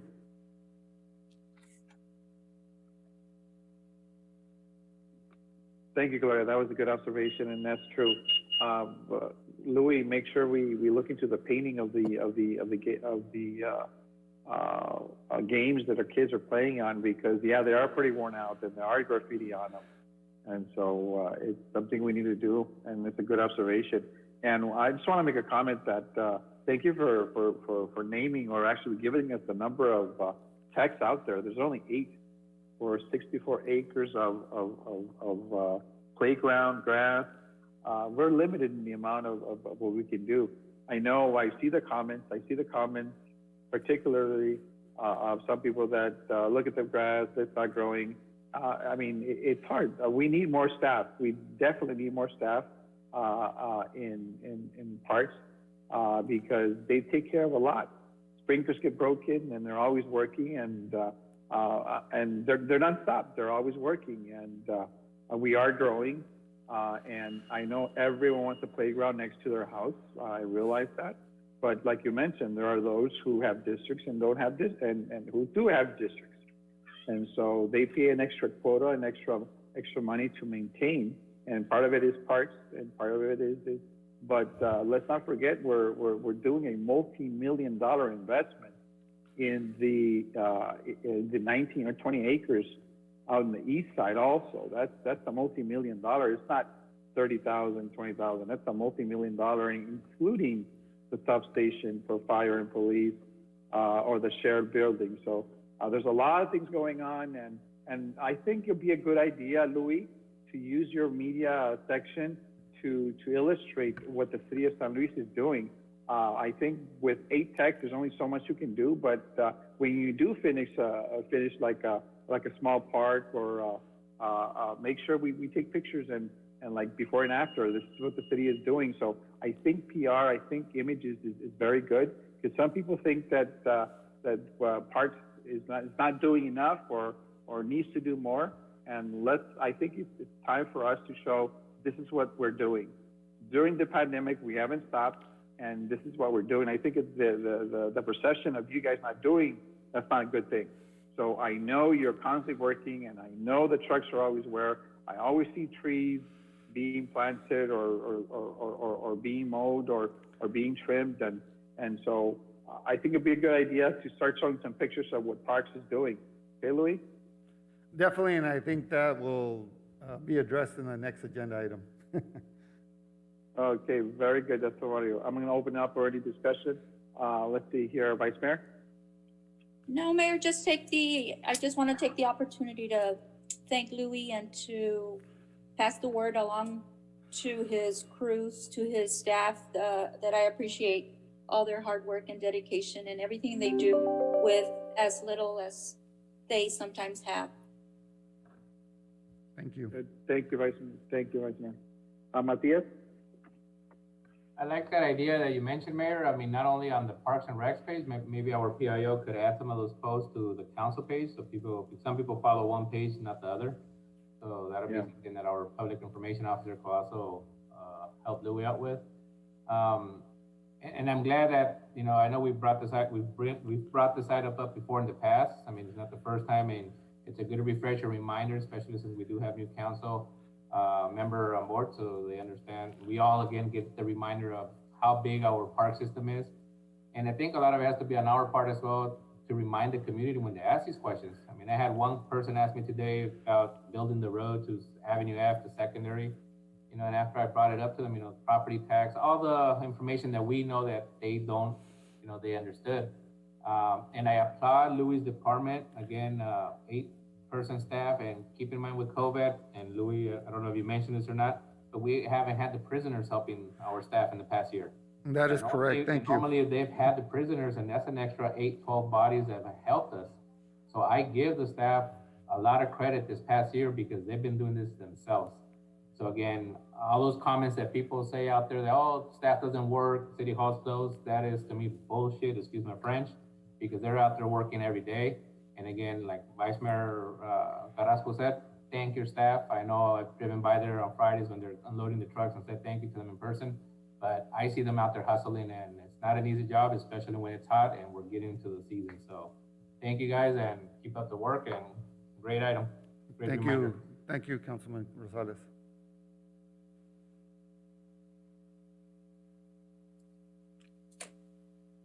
Luis Cabrera? Good evening, Louis, again. No, I think you guys are doing an amazing job. Honestly, I've been paying attention to other cities in Yuma and other areas, and I realized that some of the retention basins, they don't even have grass. It's just plain dirt, and then the water just goes in there. So driving around and looking at our retention basins with grass, to me is very good, because the kids have a place to go and run, play ball, practice soccer, whatever sport they'd like. So I think you guys are doing an amazing job. Yes, like the mayor said, we'd all like a playground in our retention basin, but unfortunately it's not doable. Something that was very interesting to me is I drove by one of the subdivisions in Foothills, actually 2, and they even have fencing around their retention basins. That way people can't see or can't even access them. So, I mean, for us to provide a green grass for them to go and play, I think that's awesome. And I mean, I'm not gonna bash other cities for not doing the same, right? But I can see why they have fencing instead of offering green grass, because if that's something they can't keep up with the manpower sometimes, then it makes them look bad. But in reality, it's not that they're bad, it's that there's just too much work to offer all these things to the citizens. I do have, and I spoke to Ms. Roldan about this, possible grants for playgrounds, and I'm gonna follow up with her, but just so council's aware, I did ask to speak to Angelica 2 or 3 weeks ago, and we spoke to see if we could possibly get grants where the playground company provides the equipment and the neighbors provide the manpower to build the playgrounds with minimal city support. So that's something that we can also look into. I know Mary does a phenomenal job writing grants for us, so maybe that's another way we can get a few more playgrounds in the retention basins. But I agree with everything you said, and I also like Gloria's idea about this gentleman that's willing to volunteer his time and help with the graffiti. So that's awesome.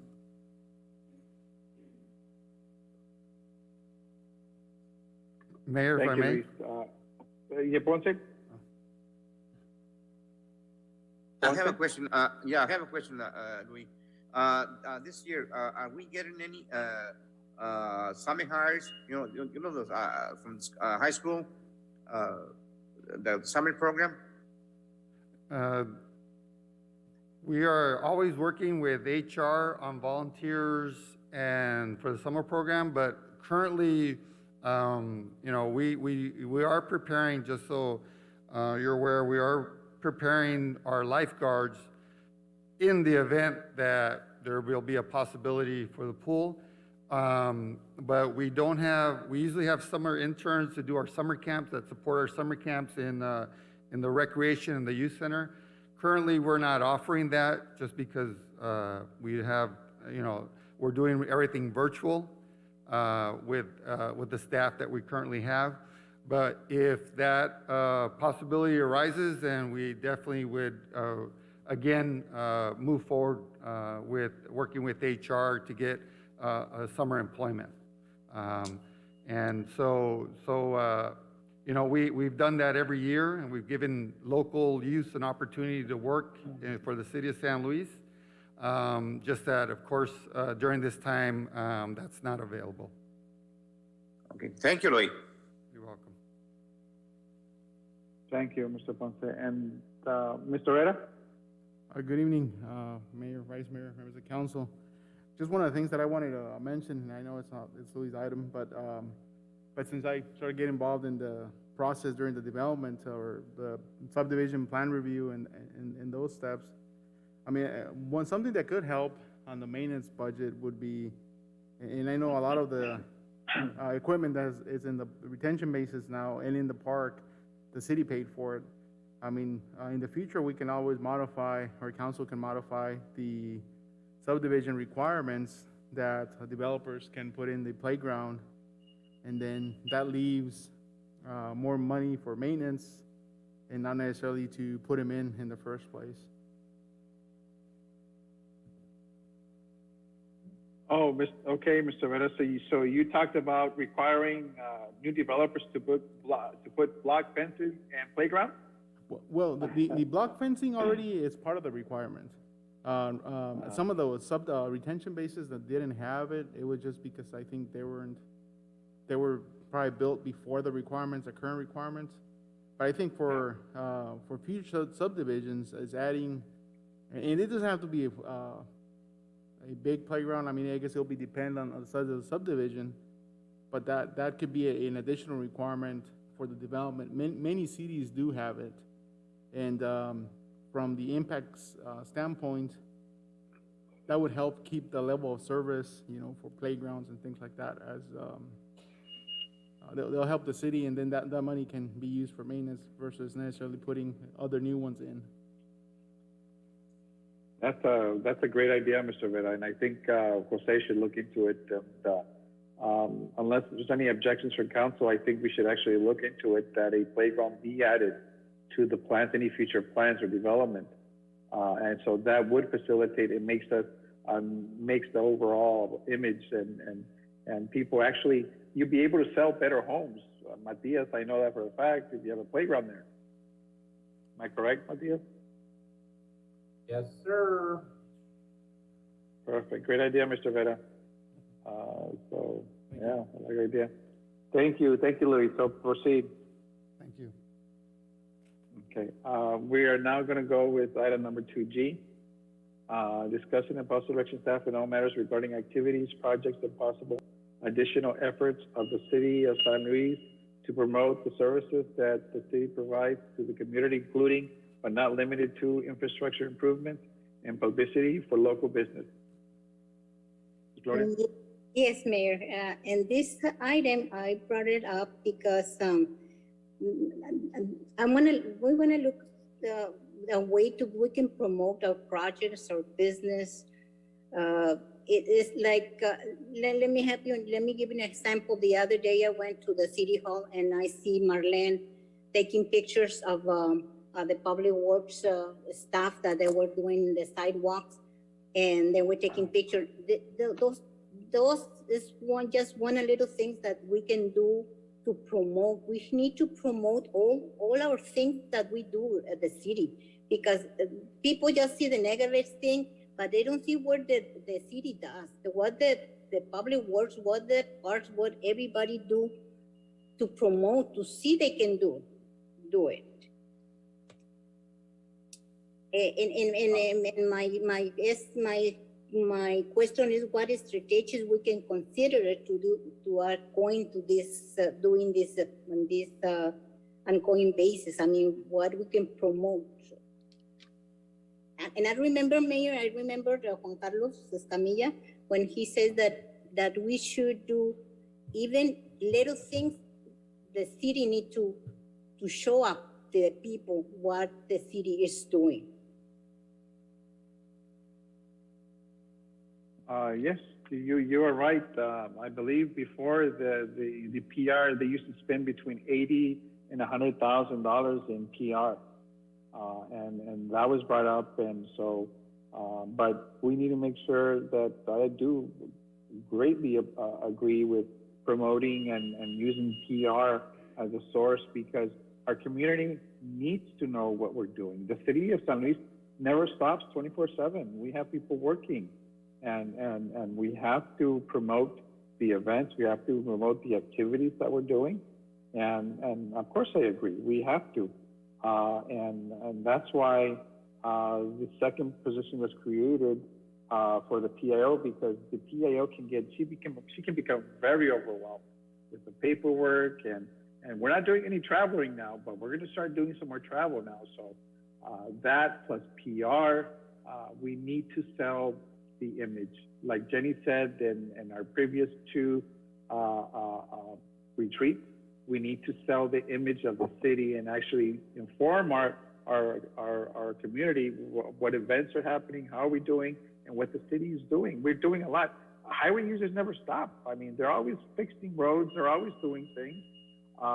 Facilities, they're always constantly fixing stuff and repairing air conditioning. So I think it would be a good idea to show what the city employees are doing.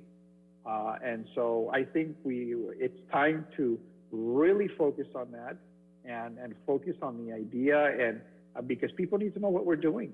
And so parks, another thing, definitely need to start promoting what we do, the playgrounds that we're fixing, the things that we're doing. So no, very good comment. And that's true, We used to spend close to 80,000 on PR before.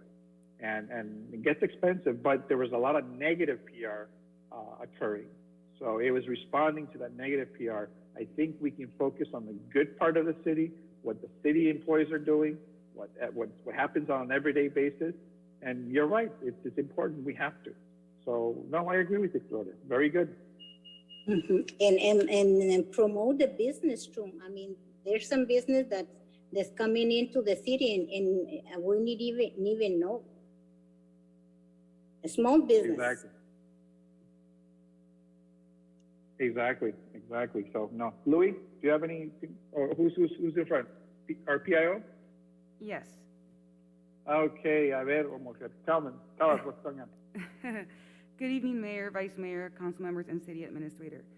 I would like to start by sharing this item is very special because it is one that has brought many of us staff closer with one mission: to ensure the City of San Luis is doing its best to keep residents informed and that promotion of projects, events, and businesses occurs in an efficient and timely manner. We want to continue to foster a welcoming and personal environment for our residents. Furthermore, we do believe it is important for residents to get to know the staff of each department that help our city run day by day. This evening, I would like to share that 3 months ago in February, 4 of us staff informally met to discuss how we could efficiently coordinate to promote our city, but most importantly, to best serve our community. And this is how on March 23rd, the Social Media Marketing Committee was formed. At first, it was only 4 of us, Jenny, Angelica, Louis, and myself. As was anticipated, the committee grew to include members of other departments. And so this is the beginning of what we are trying to achieve. So what's next? And moving forward, what do we want to accomplish as a team? So number 1, currently we are going to hold bi-weekly meetings. These are going to be every first Tuesday of the month and third Tuesday of the month. Our next committee meeting will be on Tuesday, June 1st. Number 2 is we come to council today because we do want to have a representative from each department to do the reporting of project progress and upcoming events. In our meetings, we talk about how the purpose of this committee is that when we attend, that we are prepared on where are we standing on certain projects and what to expect for the coming month, because this will allow us to create a proper timeline to make sure that everything is getting promoted and that there is transparency between departments. Because if there is no transparency between departments, then we can't be efficient. And number 3, cost and timeframes, money. So that brings us to doing some research. And when we did the research, I did see that there may be a budget for this marketing committee. we do have a budget of $24,400 that is under the councils, under newspapers, under contractual services. We do use it, but we don't actually use it all, and there may be space for us as a team to be able to utilize it to best serve our residents and our community. Then the ideal vision when our team when we meet, the ideal vision is to not really be reactive, but instead be assertive, to be consistent and be efficient. I think that we all believe that if we are consistent, then we're gonna stop having to be so reactive to negative comments. And I think that as a whole, before I open it up to Jenny and to Louis, I just wanna say how thankful I am for their support. I think that this committee would not have been formed without them. And I am very, very grateful because much of the work that we are putting out there and that we are planning to do is because they helped me create this committee to make sure that we build the gap and just fill these voids between other departments. And I think that we are gonna be able to promote the city by working together, and this is something that I've discovered working here in the city of San Luis and almost a year, that we really are good at working together and making things happening as a team. So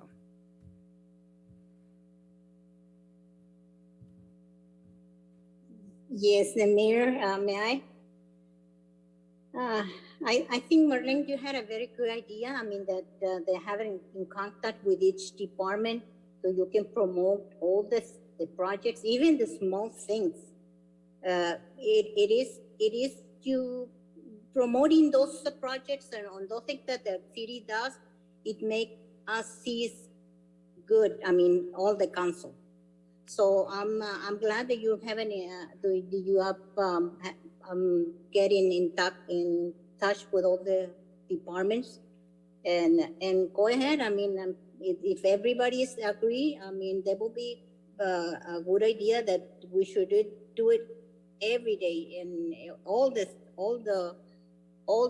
small projects, even the smaller and bigger.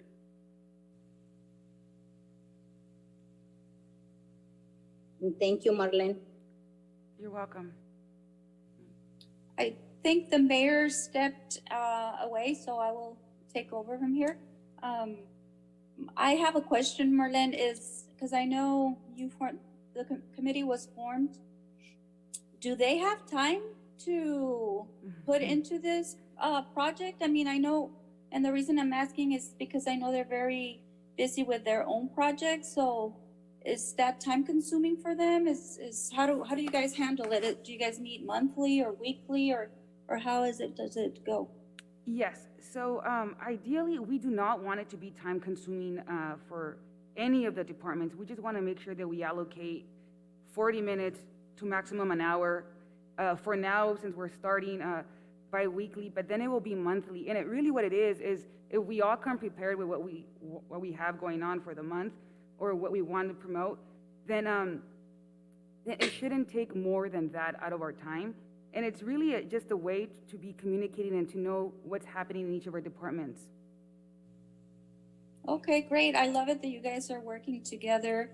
And thank you, Gloria, for bringing this up. It's very important that we continue to inform the community of all the many wonderful things that we do on a daily basis, as the mayor previously mentioned. I'm going to open it up for the rest of council to provide their input. Matias? Yeah, I just want to reiterate, I mean, I think the committee has been formed for a while already. I mean, I think you guys are starting it back up, so it was a good idea the last time it was there. But I do want to reiterate that that's why it's important to have that other position open because this is a lot of work for the PIO. I mean, this is something that the PIO needs to work with all departments, and like Gloria mentioned, get all these smaller projects announced, and that takes time. So going back to that, we gotta make sure this position that we haven't filled in for government affairs gets done, or if it's still in the budget or not.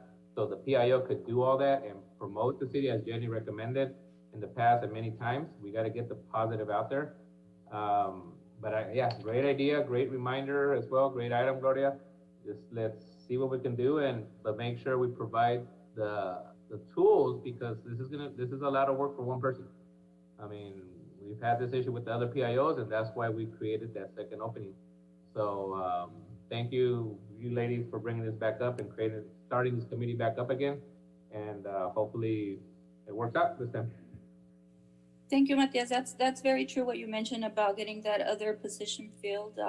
Something we definitely need to look into it. We don't want to overwork Marlene and set her up for failure as well. Luis, any comments?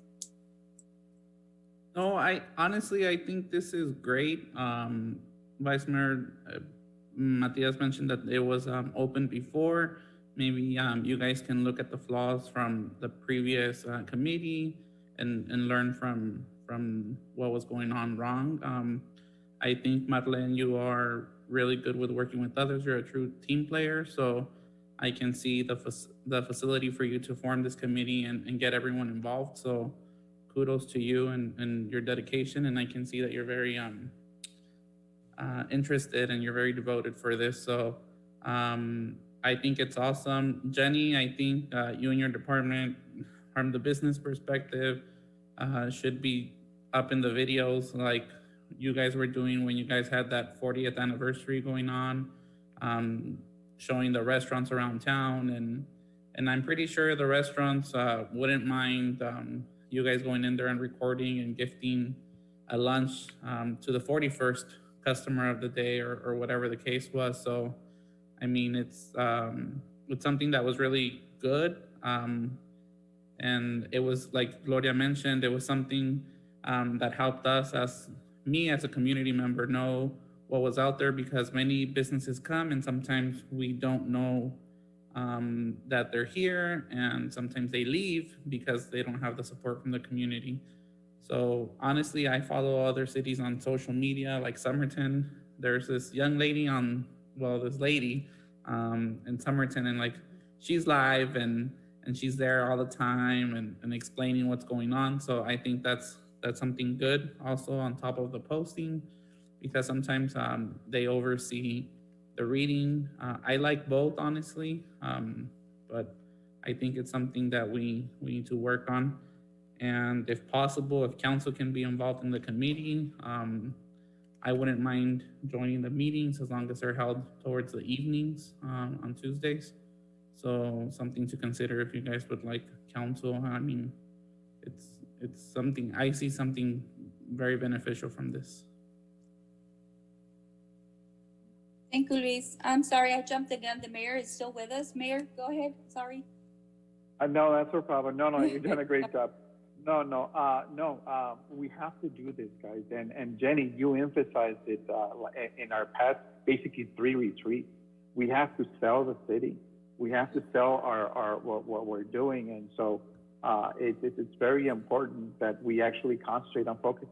It's very important the community knows what we're doing. And yes, Luis, I do see the social media regards to the other cities. And one thing about Somerton, they really, really emphasize that. And any small thing, they really do the PR on it. And we should be doing that. We should learn from that. We should learn from other communities what works and what doesn't work. And like you mentioned, as a resident, you want to know what your city is doing. You want to know what functions are occurring. We definitely have to work on upcoming events, and when the city is opening up, when parks, people are always asking when parks is going to be opening, and also the business. I sure wish we had a very active a group of business owners that really want to participate. I know we don't have a location for them or a group for them, but I think a lot of business owners are willing to donate time, are willing to know the ideas, and we need to inform our business, because we have so many small businesses opening up, but we need to inform them also what the city is doing to promote that. So, Jenny, do you have something to say on that one? Yes, Mayor, members of the council, I want to thank Marlene for bringing us all together. I think just to let you know, departments have to participate, because we need their information so that we make it easier on Marlene to be able to release that information because she can't be everywhere all the time. So we really need that support. We need funding as well. As you know, most of the time, we know we have $24,000 that we're hoping that we are going to be able to tap into. But if we really want to make this successful, it will require potentially some funding at this point. I think, we're going to try to see how much. I think at one point, I remember council saying, why aren't you guys using all that money? Use it, and make sure that you're doing your job. And I think with Marlene heading this committee, I think we're going to be able to do that. And in terms of the businesses, we started doing some business outreach. We started with the training for the revitalization fund.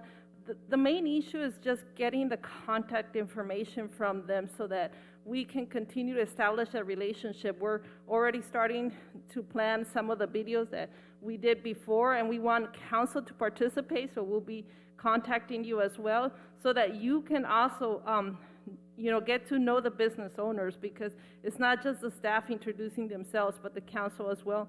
I think it's important that you participate with them. So here, we have all the departments.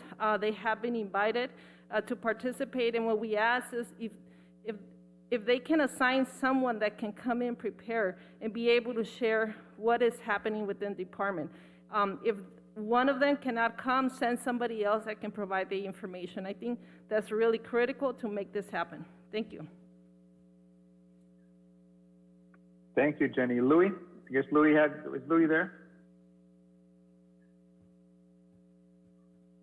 Good evening, Mayor and Council. This is Angelica Roldan. Just want to let you know that I'm very excited to be part of this committee.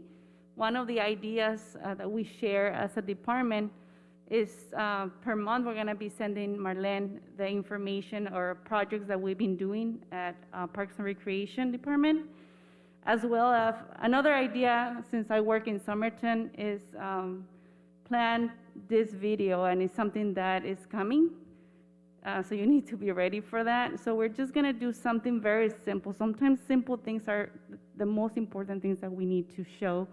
And it's very important, like you mentioned, to market City of San Luis, not only businesses, projects, but everything we do every day. So the intent of this video is to show what every department does, their function, the people of San Luis, for them to know their directors, the staff, and also council members, mayor and council. So this is one of the ideas that we're bringing to the table as our department, and we're very excited to be part of the social media committee. Thank you, Angelica. One of the things that Jenny always brings up is budget and money, and it's important.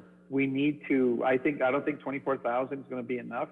I think we need to find resources, and I think every single department can donate a little bit to the cause, because we will be promoting fire, we will be promoting police, we will be parks and recs and the different departments. I think this is the community and amongst each other that we really have to promote.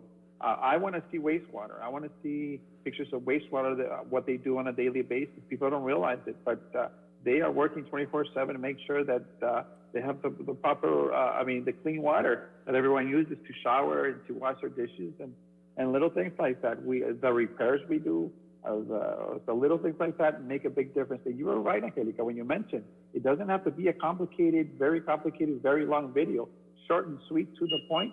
That's what people want, and that's what makes the marketing in Somerton very, very, very effective. And they're doing a good work. I can tell you right now, we are doing a great work also, but we have the potential to do even more because we are bigger, we are stronger, and we are the better city. I'm sorry, I said it, point blank. We can do better, okay, guys? So this committee will do, and I appreciate your hard work, and gracias, and thank you. Mr. Ponce, you didn't mention anything. Are you still there with us? Mr. Ponce? Mayor, can I add something real quick that I forgot? Sure. Or a suggestion, actually. We get the monthly reports every month from the clerk's office, and pretty much it's a department report that gets provided. those are something that for the data and the easy inputting, I mean, I'm assuming the city pages have like my business page where you can auto schedule your post for the month. That's something simple that will take a little bit of time, but not like a lot of effort to go through the reports and just put that information on and auto post it for that month, for that future month. So you're gonna be always 30 days behind, but at least you have something you can auto post for the month.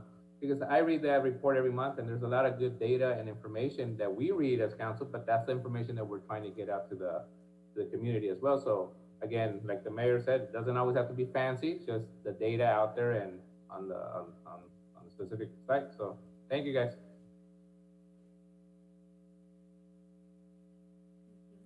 Thank you. Mr. Ponce, thank you so much, appreciate it. Marlene, there's a lot of work to be done. Good job, thank you so much. Thank you. Did Mr. Ponce say anything? Yes, I just want to thank all of you guys that making possible this project. I mean, thanks to the committee, and that's all I can say. I mean, thank you to all of you. Thank you. Thank you, Mr. Ponce. At this point in time, I will pass the gavel to the Vice Mayor. Item number 2H, I will refrain from comments or participating on this event. Council has every right to discuss this item, but at this point in time, I choose not to participate. And Vice Mayor, I'm passing the gavel to you. Thank you. Okay, Mayor. Item 2H, discussion and possible direction to staff on any and all matters regarding conducting evaluations of the city attorney, city administrator, court magistrate, fire chief, and police chief. Councilmember Gloria Torres. Yes, Vice Mayor. Through my years in council, we continue to renew contracts with even conducting an evaluation. How do we know how the contract employees are doing with that evaluation? It should be standard procedures. Is a different organization. Let me tell you that at the school, we do evaluate teachers. The teachers evaluate every year the principal, and the principal is evaluated by the superintendent, and the superintendent evaluated by our board. And this is continually every year. And let me tell you, my work, we do evaluations. And this, I brought it this because the city never, I mean, since I remember, there never be an evaluation.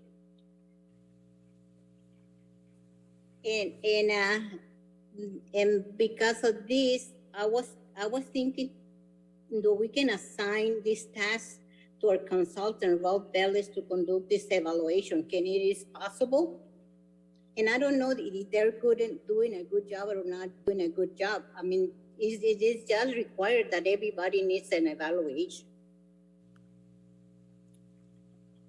Okay, Councilmember, Raul Velez, are you with us?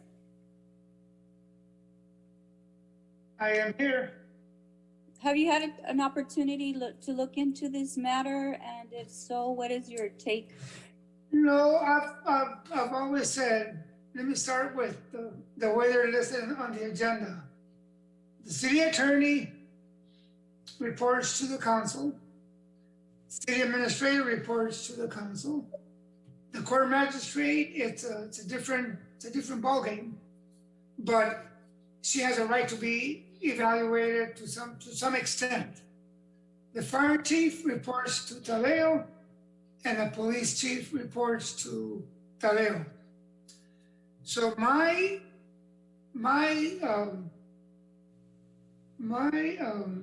participation is limited, and I'll tell you to what extent. I can gather. First of all, the evaluation form that we have,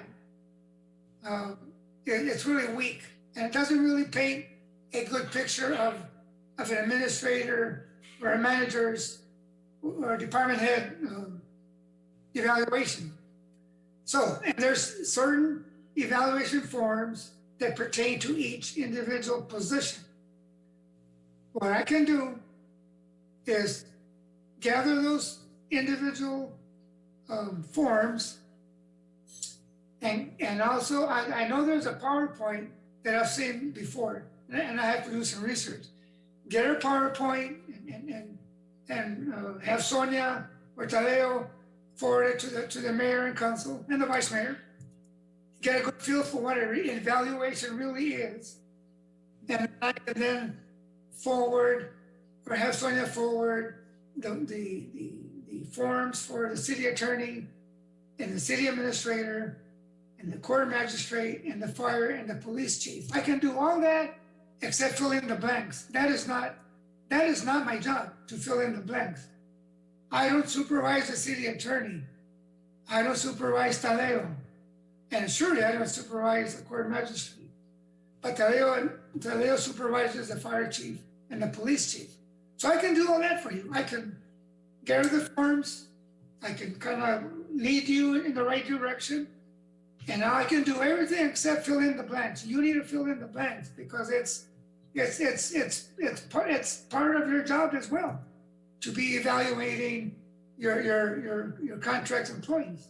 It's not a consultant job, whether it's me or Dan Jackson or Joe Blow. It's not our job as an outsider to fill in the blanks because I'm not there every day, and you are.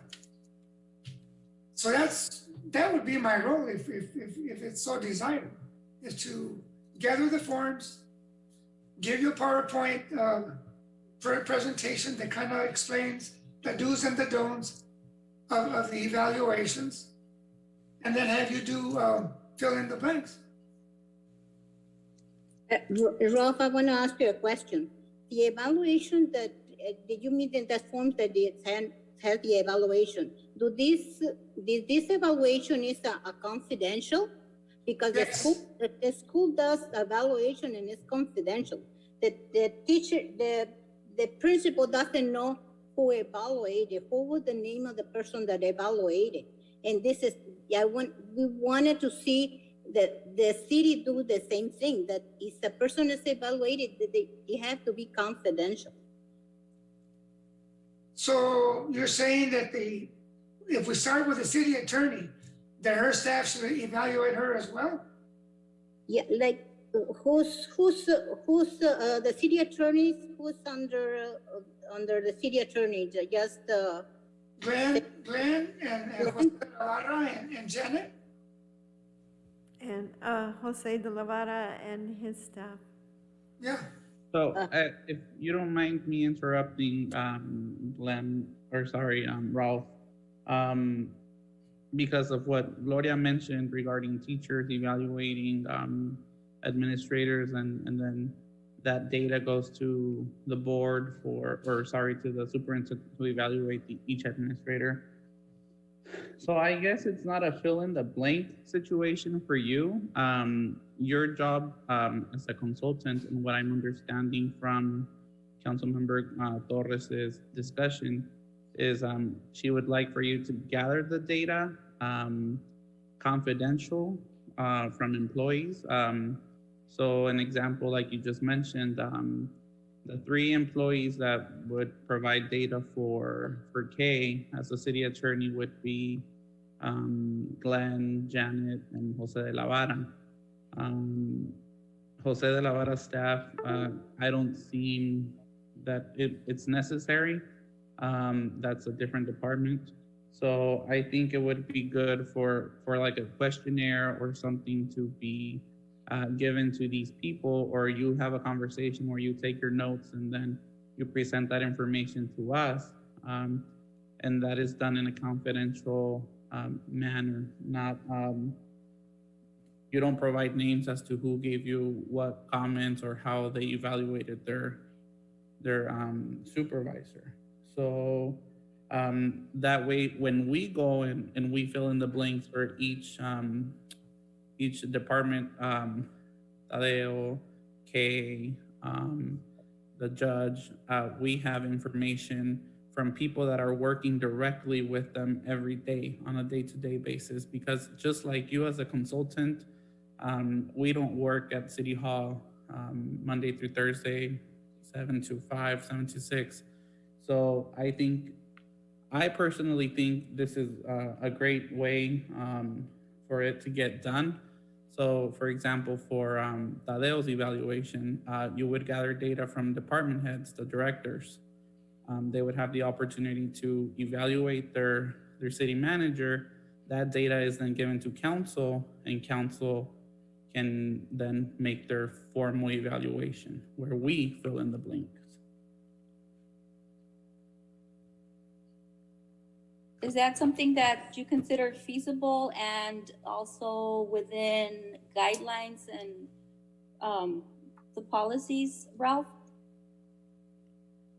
I don't know that it's against policy, but if that's if like for example, the fire chief, you would have the captains evaluating him and the police chief, lieutenants evaluated him. The information is gathered and then is presented to the council in a confidential manner. And that's the road you want to take, then it's doable. Tadeo, have you, sorry, Ralph. May I finish? But it's Yes. never been done before, so it's kind of like a new, Right, it's a new frontier. right. And now the problem is if not everybody participates, you're going to have a biased evaluation. So you have to have everybody participate. All the lieutenants, all the captains. I don't know about the court. I don't even want to mess with the court. The department heads for the city administrator, and then of course Kay's staff. So.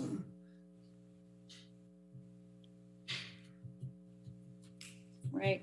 I was just gonna ask Tadeo, since you mentioned that the fire and police chief fall under him, if he's evaluated them on an annual basis. So Tadeo, you evaluate the city chief and the police chief and the fire chief. Did you do it every year? No, I have not. The contract says that the council and city manager may at any time evaluate. Their last contract approval was in last November, and it said on the contract that it was gonna be done within a year.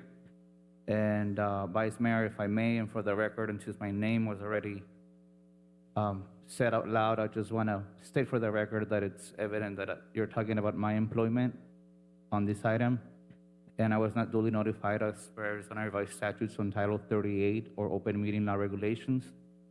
I do not want to be retaliated against to a recent employment-related matter that was not made by me, in which caused the Yuma County Superior Court to get involved. And I also don't want to be harassed, discriminated, or retaliated against for having a medical condition which is covered under FMLA and allows me to carry the full duties of my job. And I also don't want to give the impression of bad performance or misconduct when nothing has been brought up to my attention or otherwise proven. I want to note that I am an exempt employee and don't want to be punished for the amount of hours or my schedule, which is usually 40 hours, and I'm very lenient with department heads. And with that, I just want to say that I'm your very humble servant. I've been working here technically 22 years, and I appreciate all of your support and guidance you've given me in this position. But I was not notified I was going to be talked about publicly tonight. Duly noted, city manager. I just want to, excuse me? I just wanted to add that I think that conducting evaluations in general will be a positive thing once we get past the perception that evaluations are a bad thing, because normally the city of San Luis conducted evaluations on department heads when they were basically on their way out, and that is not my intent or my idea of conducting evaluations. I think that we need to do them on an annual basis to promote a positive culture, to provide the opportunity to reinforce the city's goals and objectives, and also to give you guys, the employees, the opportunity to discuss ways that the city, that council, that other departments can further assist you in being successful and having your departments, the staff under you, also become successful. That is just my opinion on the matter. I'm gonna open it up for the other council members. Matias, do you have anything to add? No comment. Council member Jose Ponce? No comment.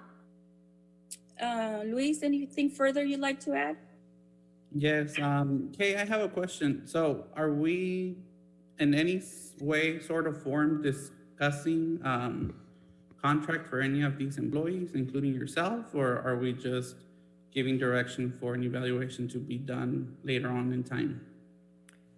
Yes, so far you've stuck to the way it was agendaed as just talking about the evaluations themselves and not the individuals.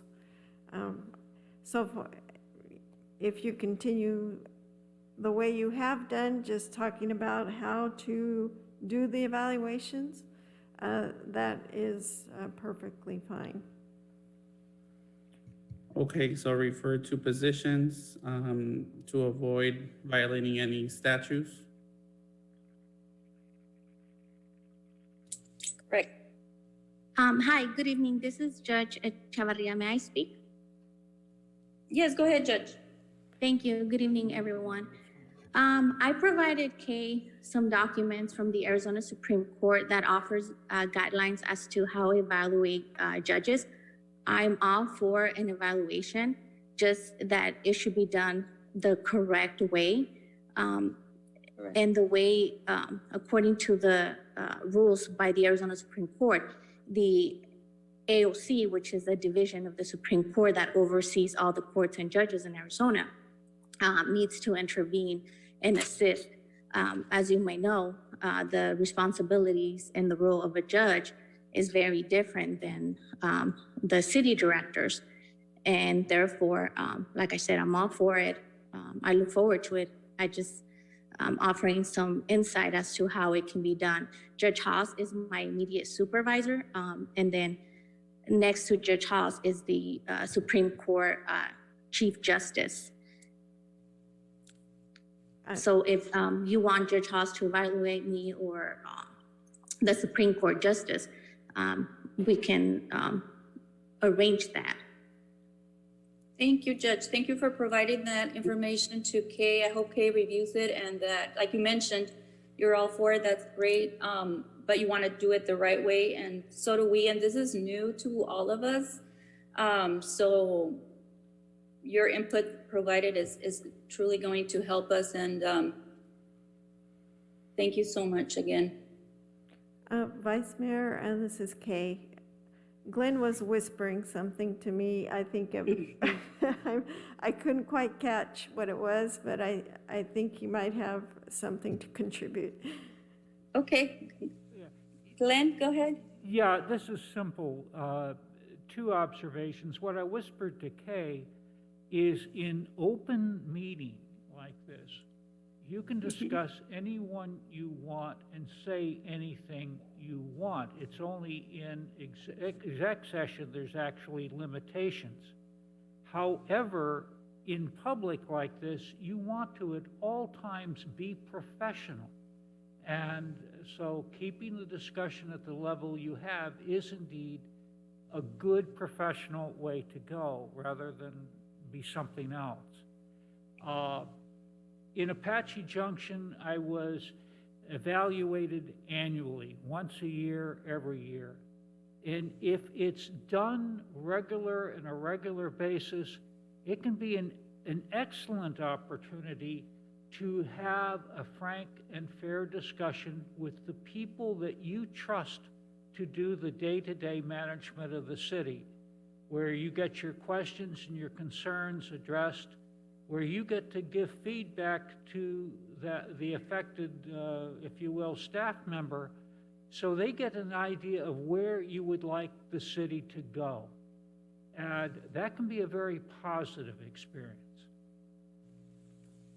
Yes, and that's what I'm aiming for, and I believe the rest of council are aiming for, to provide a positive experience, a learning experience, an opportunity for growth, and for a betterment of our city. And I think so far this meeting has been done professionally. If we mention names, it was only as examples, so that's what I think. Vice Mayor, can I say something? Yes, sir, go ahead.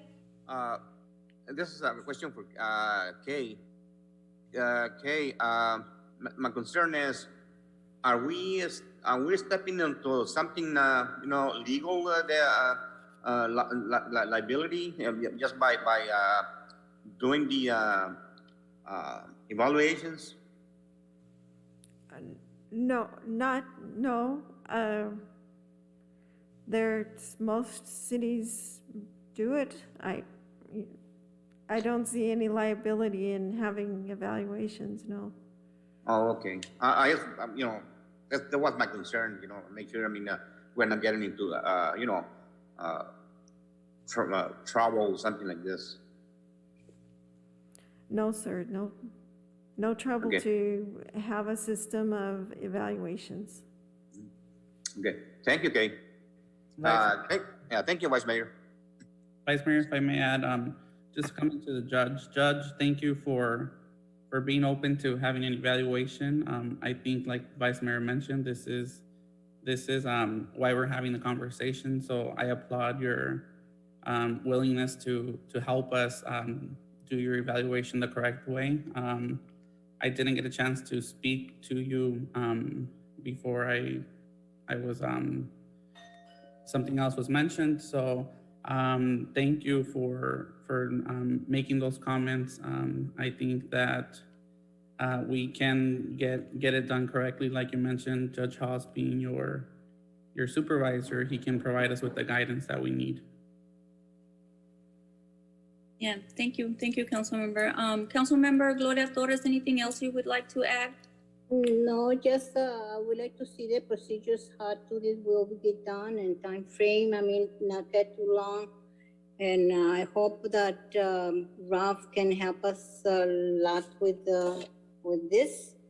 And it's not nothing against nobody. It's just because we had it at our job. We had an evaluation every year, and that's if you're doing better, you get better points. This is too good to keep it up. And your work. Even for the committee we doing for when we get a raise, we doing evaluation to see we can get a raise and things like that. It's nothing nothing abnormal. That's what I asked for this evaluation. Yes. I understand. Yeah, it's like I mentioned, we need to get away from the perception that evaluations are bad. We should work with them and look at them as a positive thing and a chance for growth and for improvement. I agree. Okay, so if anybody else would like to add any comments? Yeah, Vice Mayor. So, City Manager will take care of the fire chief and fire chief and police chief's evaluations then. And Well, then- he meant, Tadeo, you mentioned that on their contract, it mentions that they are to be evaluated by council. Is that correct? The council and city manager may. It can be, we can evaluate them every Either month. or? I can evaluate them every month. Just give me direction as to how you want me to proceed. The contract just says that every year, council and city manager or city manager may. So you guys tell me and I'll follow direction.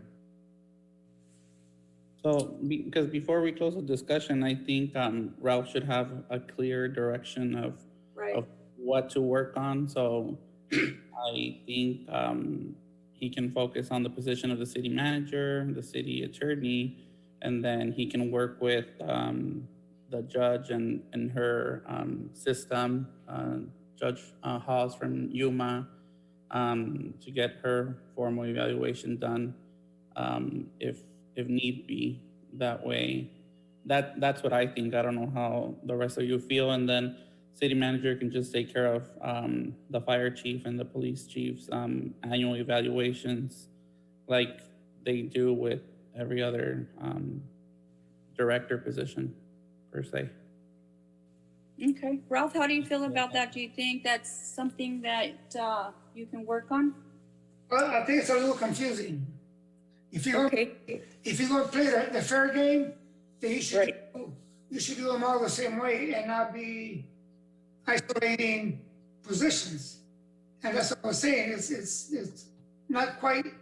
I thought that conducting the evals would be. I did talk to Councilmember Torres regarding certain positions on how do they evaluate and who to be evaluated. But if we're going to be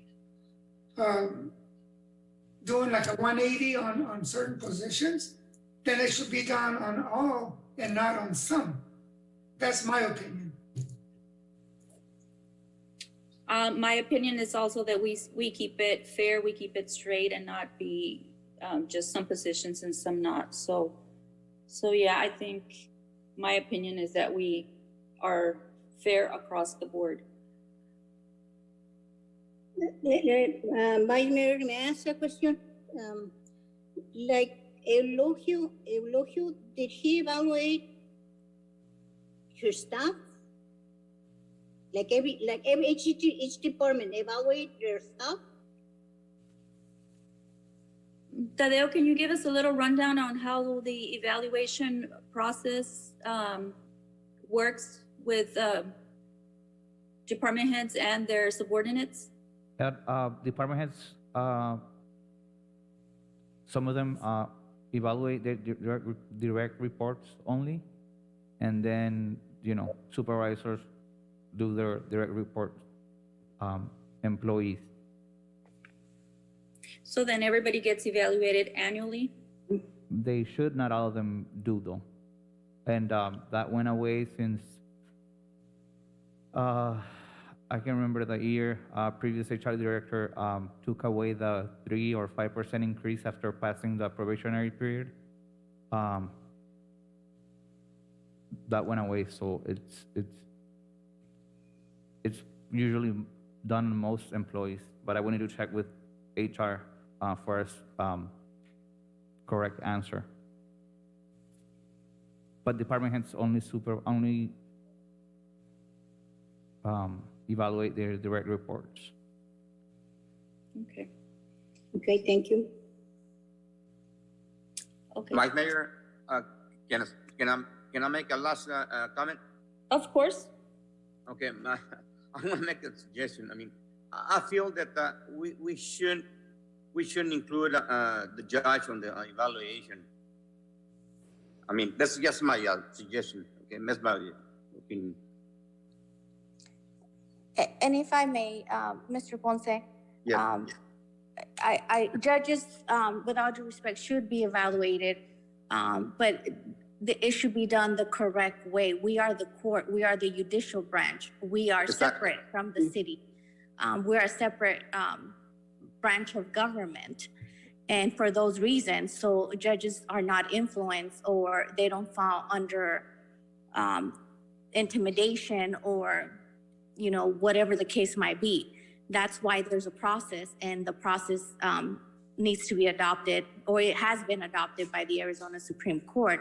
And there is a way. I'm not sure if you have seen, but Judge Haas issued an administrative order regarding court employees. And I'm all for being evaluated. I'm doing my job. And if I'm not doing my job correctly, then I would want to know, because, I don't want to make the same mistakes. I'm dealing with people's lives. But I will say there's always two sides to a story. And so I would kindly ask that that council and the mayor do not just be driven by what one side we've heard. And so I think everybody knows what I'm talking about, so I will say no more. But I am all for being evaluated, and I can work with Ralph. We can get the AOC involved. We can get Judge Halls involved, and go from there. Yeah, thank you, Judge. Yes, I agree with you, Judge. What I'm saying, I mean, we should let, I mean, your system into let you let the work. I think we should concentrate on some of the other people. But I mean, you belong to a different level, so that's my feeling. We should not get involved with your system. So I think you know what I'm talking about, Judge. Thank you, Councilmember Ponce. Thank you. That's a good point, and thank you, Judge. And definitely agree, we must follow the Arizona Supreme Court process. If there's not any further comments, Ralph, do you want to continue looking into the matter to see what the proper way to perform the evaluations will be? Because I see we're still kind of up in the air and there's like confusion. Gloria gave you a pretty much clear understanding of what she's asking, but maybe you should look into it to see if that's something that will work for us, and if something that we can carry out. You're talking to me or Councilmember Torres? To you. Yeah, I can do that. Okay. Are you okay, Councilmember Torres, with the direction? Or would you like to add something else?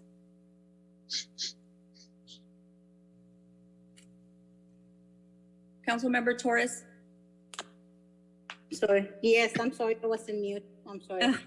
Are you okay with the direction for Ralph to continue looking into conducting the evaluations in the proper way?